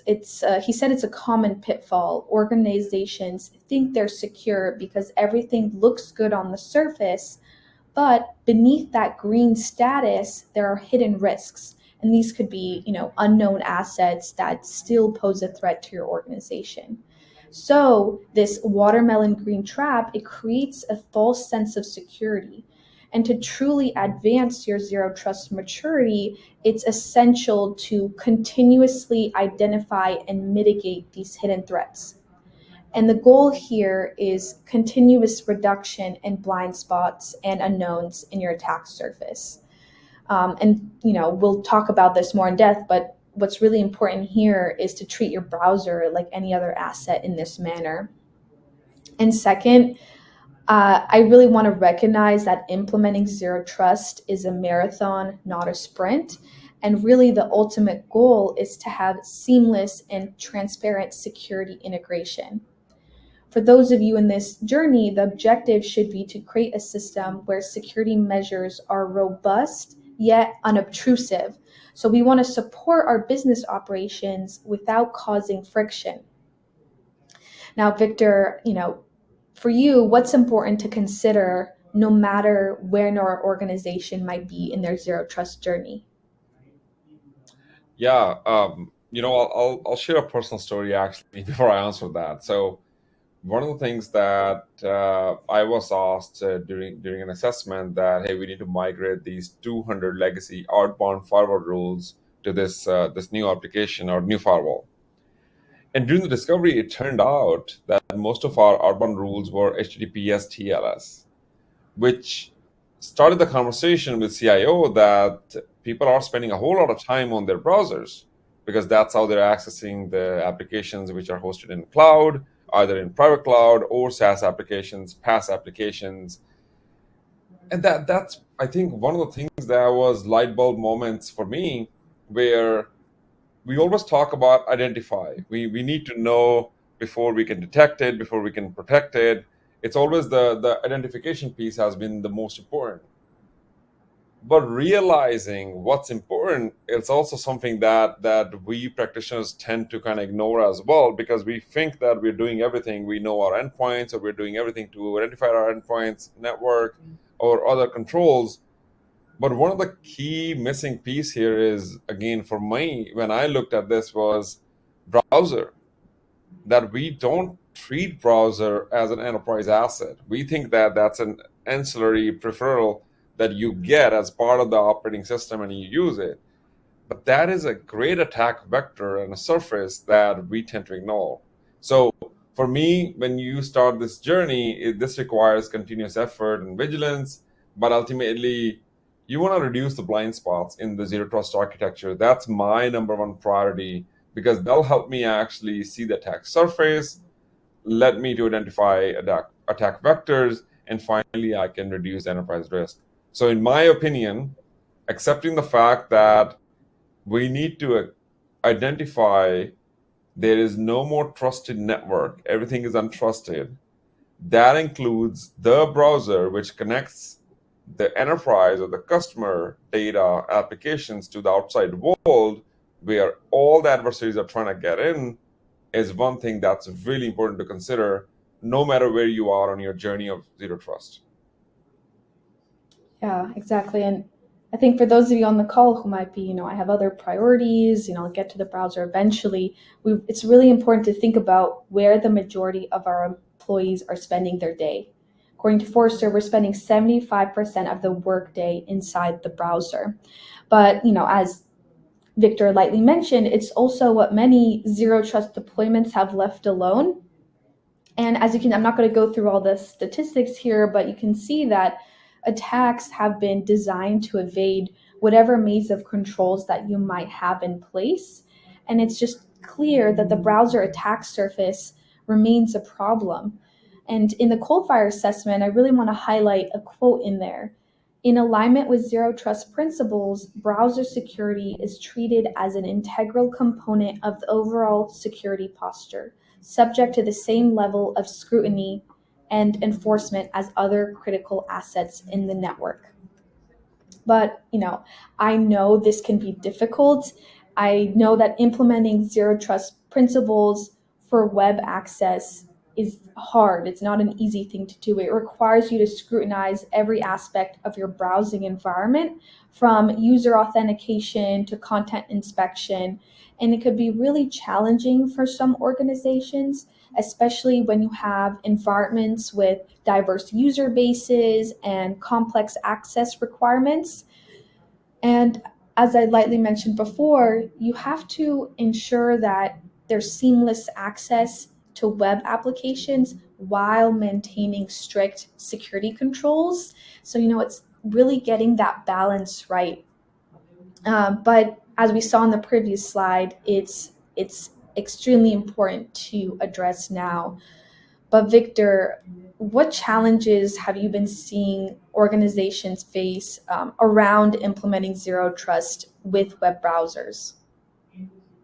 Yeah, I'll quote my CEO when I was leading the security team. He said, if security is doing or preventing people to do their day job, security is doing is wrong.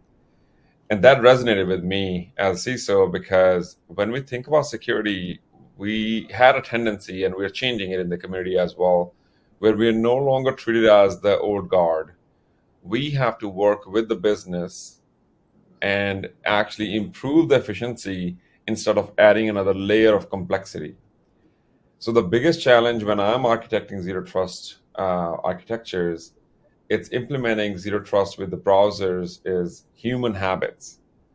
We all love our browsers the way we use it, the way we are accustomed to, because that's how we prefer. When we are asked to switch to a new browser, our first instinct goes to resist. Let's just find a way to resist that. And if that fails because someone had written a policy and that's what we're going to go with for now, find a way to circumvent the change. In my personal opinion, again, it's a wrong way of doing an architecture for zero trust, because if you're leaving a space or room where users can evade your security control, then you're doing it wrong. We have to verify, trust, and enforce policy every time. So that's where the human habits part really needs to be factored and remembered when we're doing the architectures, that let's not ask the end user to change their habits, how they actually communicate with the outside world over the browser, but let's actually transform the browser session every time in an isolated way. And we'll talk about that in a minute in the next slide. The next challenge I've seen is from the admin perspective. Most of the latest browsers offer over 300 distinct security policies that administrators can actually go and manage and secure the browser. But the challenge with those policies, if you have seen it, the wordings are straight out of engineering department. Mm-hmm. We don't even understand what it means. Zero means disable or enable. If I enable it, what does it actually going to do it? So it's not as easy to understand them. And that's from an admin perspective, it's a big challenge, and we just keep kicking the can down the road. We'll deal with it when we get to it. But that's where adversaries are relying and actually trusting us to kick that can, because they're like, okay, if you're going to leave browser vulnerable for me to exploit, I'm going to use techniques like HTML smuggling. So that's where I've seen. The third one is king of unknowns. This one I have never considered can be a thing, but browsing forensics. So the short-lived phishing websites, we need to know who went to those websites, what they entered, almost like a recording CCTV camera, but for a browser. That's something that's new as well. It's innovation. We should definitely leverage it. And that's something, again, is a challenge that we didn't even know that can be useful for threat hunting, SOC analysis, and incident response. Yeah, and I love that topic of human habits. We're all human, and it reminded me of, I think we both recently spoke about this as well, the Air Force Zero Trust strategy. And they highlighted that the greatest risk to their zero trust strategy is institutional resistance to change. And it's something we hear often. So we really try to encourage technologies that don't force you to switch to new or unfamiliar browsers or create any significant barriers to change. And then when you think about the evasive threats that we're seeing, this is where zero trust really comes into play, and you really need to protect against compromised endpoints. And I'll let Victor kind of walk through this slide for you all. Yeah, 100% again. I think, again, I alluded to this point already, that even though it's a company managed device, we shouldn't trust it. That's the whole fundamental principle when you're designing for a zero trust architecture. We cannot trust the endpoint, either it's contractor, temp worker, or managed device, because the device posture can change, lead to change in the risk, and how those endpoints are actually accessing your private applications, even deployed in your private cloud, still it's over the browser. So that's where I think the need of having an innovative platform in between, so that every time the request goes from an endpoint which cannot be trusted to your enterprise application, that string needs to be cleaned. There are great examples in the past where we have seen the attacks like Log4j, Citrix Bleed, where the header was actually manipulated and changed. We need a way for us to actually make sure the request coming from the endpoint to your enterprise application is first capturing telemetry, enforcing the policy, and providing the analysis. That has to be both ways.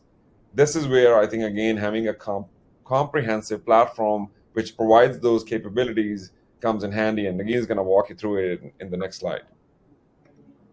Yeah, and there's web security, and then you think about application access. But I just want to highlight that when a user is accessing the internet, you want to make sure the way they're accessing external resources does not compromise your internal resources or your proprietary information.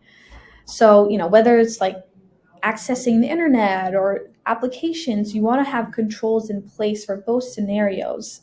So this is protection against evasive threats, but it's also controls like copy paste, watermarking controls, DLP for uploads and downloads. And as I mentioned, adoption, we've mentioned a few times, can be a challenge for zero trust. So these controls need to be balanced to ensure seamless access. And we're really recommending a fundamentally different approach, and one that delivers cloud-driven security services. So that essentially means all security controls are delivered in the cloud and nothing touches your endpoint. All this without disrupting your end user experience. Now, with Menlo Security, we deliver this with a Menlo Secure Enterprise browser. And the solution mitigates threats before they reach the endpoint devices. And we do so, a core part of it is isolating web content in a secure cloud environment.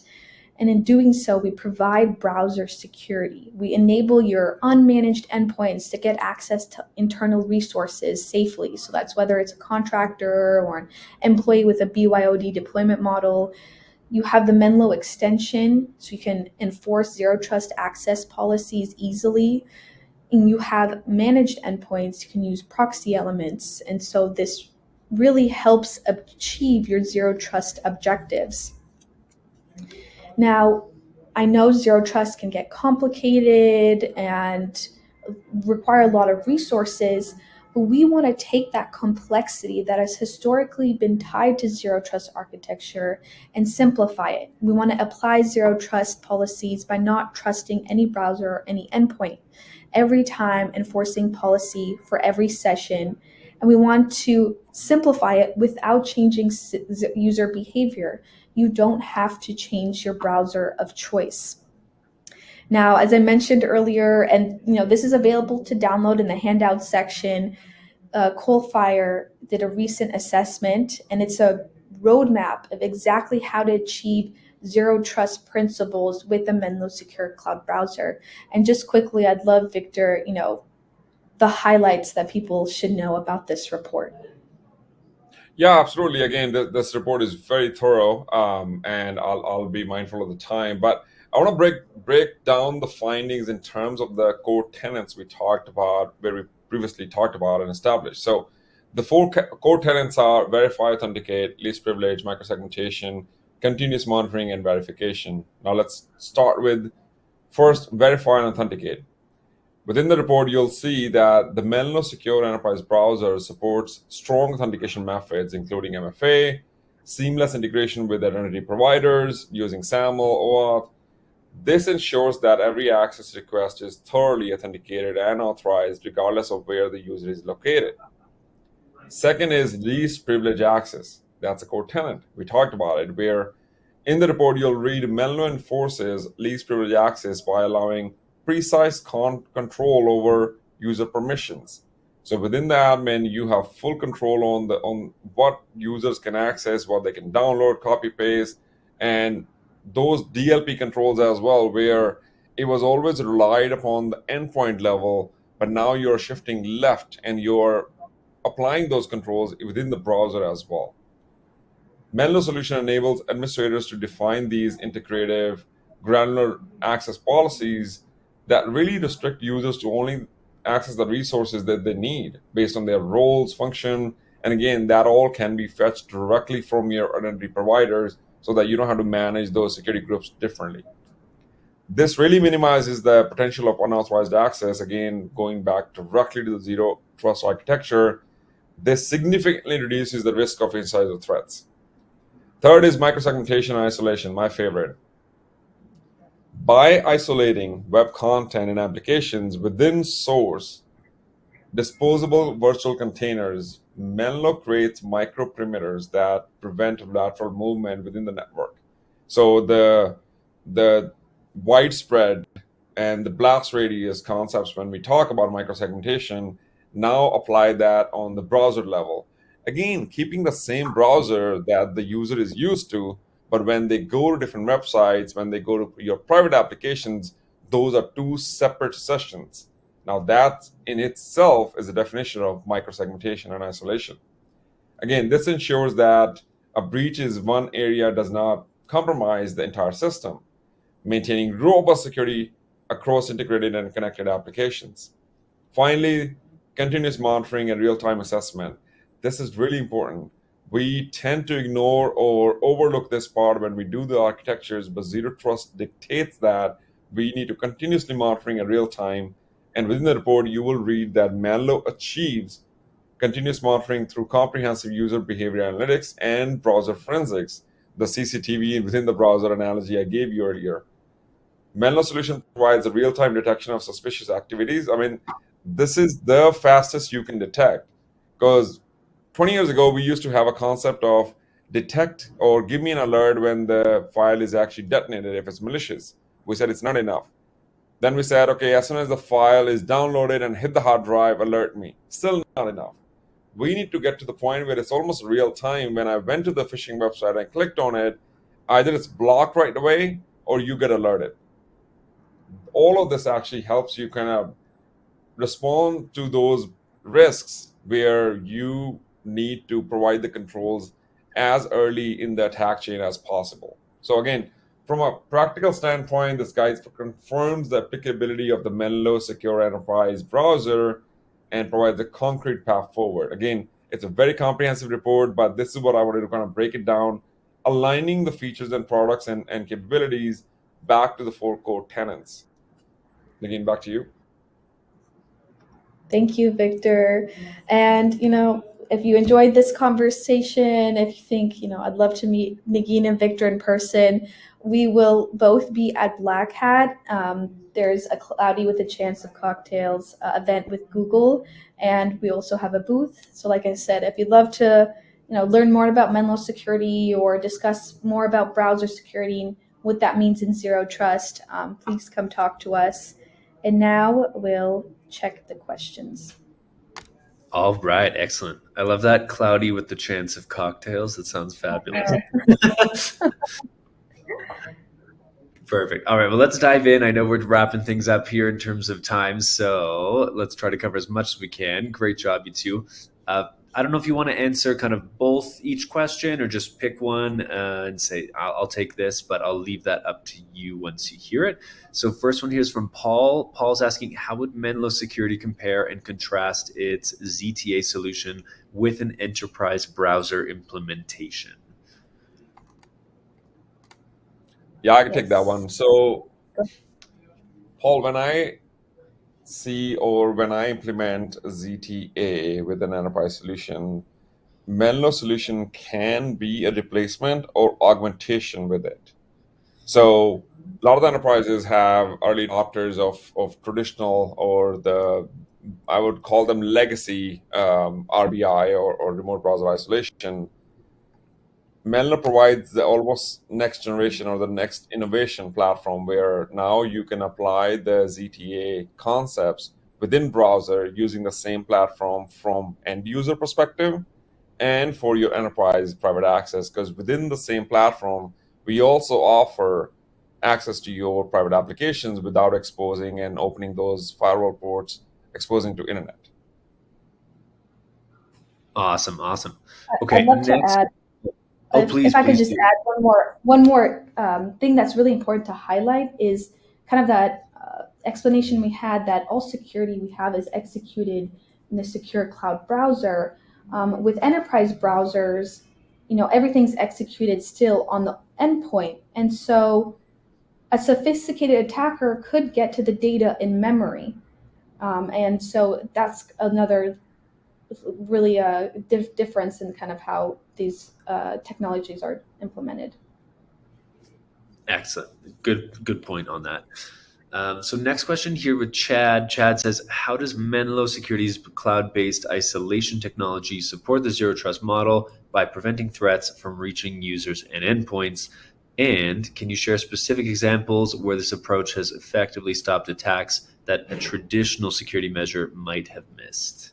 And that's a bit of a long one, but yeah, I will actually refer back to when we were talking about, and again highlighted, where it's the concept of those fetching, executing, and rendering. With Menlo, using the same browser you're using today to go to internet, we are taking care of the part of fetching and executing. Only the safe, clean rendering is actually being rendered on the endpoint browser. That's where I think Menlo really takes a great pride and detect and prevent most of those attacks where they actually rely upon the trust in browser. I gave an example of HTML smuggling, where if you think about the stages, adversary is going to craft HTML or malicious HTML, then distribute, user interaction happens, payload assembly. The example here is that HTML smuggling leverages the trust in HTML and the JavaScript to evade detection and delivery malware effectively.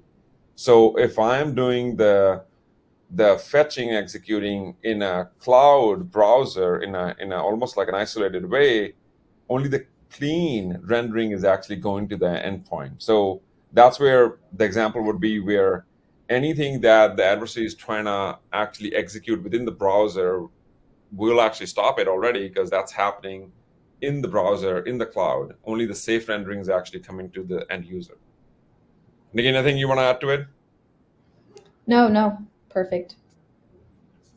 awesome. Okay, I think this will be our last question just in terms of timing. This one is saying, we often struggle with extending granular application access to contractors, and typically it just takes us a long time. Would Menlo Security be able to help here? Oh, me. Nikki, let me take this one. This is my favorite. Yeah, go ahead. He's eager. So I come from the M&A world where, as an IT security, I'm always asked that, hey, we just acquired this small company, 300 people. They need access to our HR system or the core ERP. Read only, they just want to get started. The time it would take for us is typically 8 to 10 weeks to even extend an internal SharePoint to the new company, because we would have to configure firewalls, IPsec tunnels, and all that jazz. With Menlo, it's almost, and again, I haven't actually tested it live in a production environment in front of a customer, but it's a turnkey solution. Without exposing your firewall rules, without changing anything in your infrastructure, you would actually be able to extend your enterprise private applications, either browser or non-browser, to your contractors, temp workers, or the M&A company immediately, instantly. That's the change I have not seen in the past 2 decades. And with Menlo, that's a change is happening now, because that acceleration of the time between the time I need the enterprise application the request comes in, and 10 weeks later, I extend one application to where it's like almost within a week, I can extend my private applications with the controls that I want to apply that the sister company cannot download or they cannot copy. All of that within the browser, I can apply it. So they get read-only with the watermarking. It's a time of acceleration I have never seen with any other company except Menlo. Wow, that's awesome. Beautiful. Well, I am going to say this is all the time we have today, but thank you both for being here. Super great to hear you speak. I love the kind of conversational style of the presentation. And of course, I'm sure some of these folks out in the audience might come to Black Hat and also see you there. So any follow-up or any kind of final direction where you want to point people, or your mic drop moment, so to speak? No, our website has all the information you could look for, and you can even try Menlo or simply request a demo. But like I said, if you're at Black Hat, please stop by, say hi to us. We'd love to meet you in person. Beautiful. All right. So I'm going to let you go. Thanks one final time to Negin and Victor. You two have been awesome. Thank you. Cheers. All right. I do have a final poll up here for you. So if you are looking for some additional information about Menlo, this is your time to request exactly what you're looking for. And Menlo will definitely shoot that your way after today's MegaCast. Super awesome, super simple. Make sure you take advantage of that if you have anything you're interested in. And again, the report that was referenced in the presentation there, you want to check that out also in the handouts tab. And with that, I do have our final prizes to give away. So I'm going to leave this poll up for a couple minutes while I give that or call out the final names for the prizes, and then we will wrap things up. So if you have been patiently waiting, still excited, still thinking you might win, our sixth and final gift card from Amazon, a value of $300, is going out to Jadan Moro from Texas, and the Apple Watch is going out to Daniel Goldberg from Maryland. And just a recap of all the prizes, our first gift card, I'm going to read all six.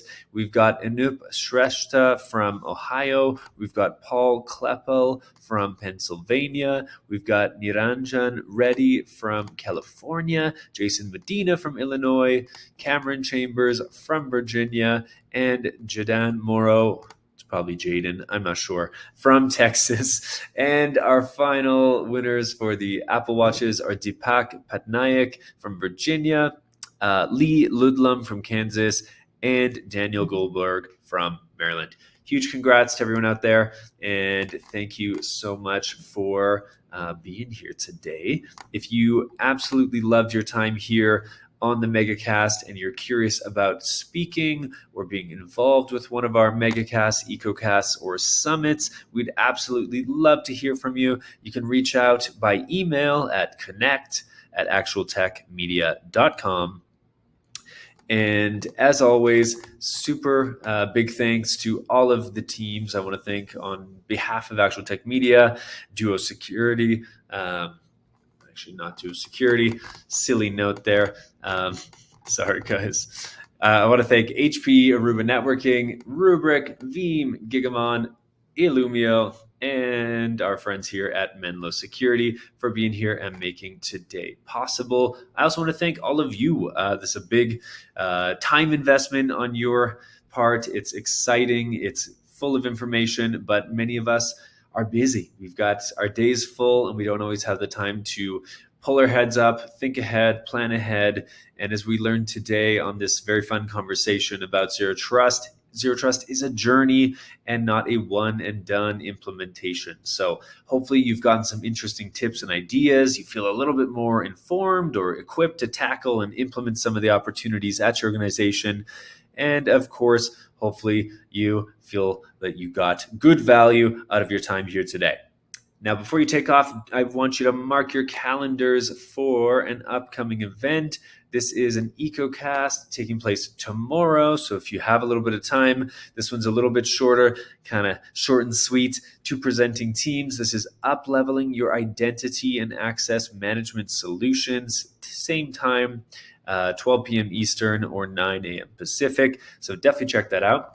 And with that, I want to give you all one final thank you and wish you all an absolutely magical rest of your day. Take good care.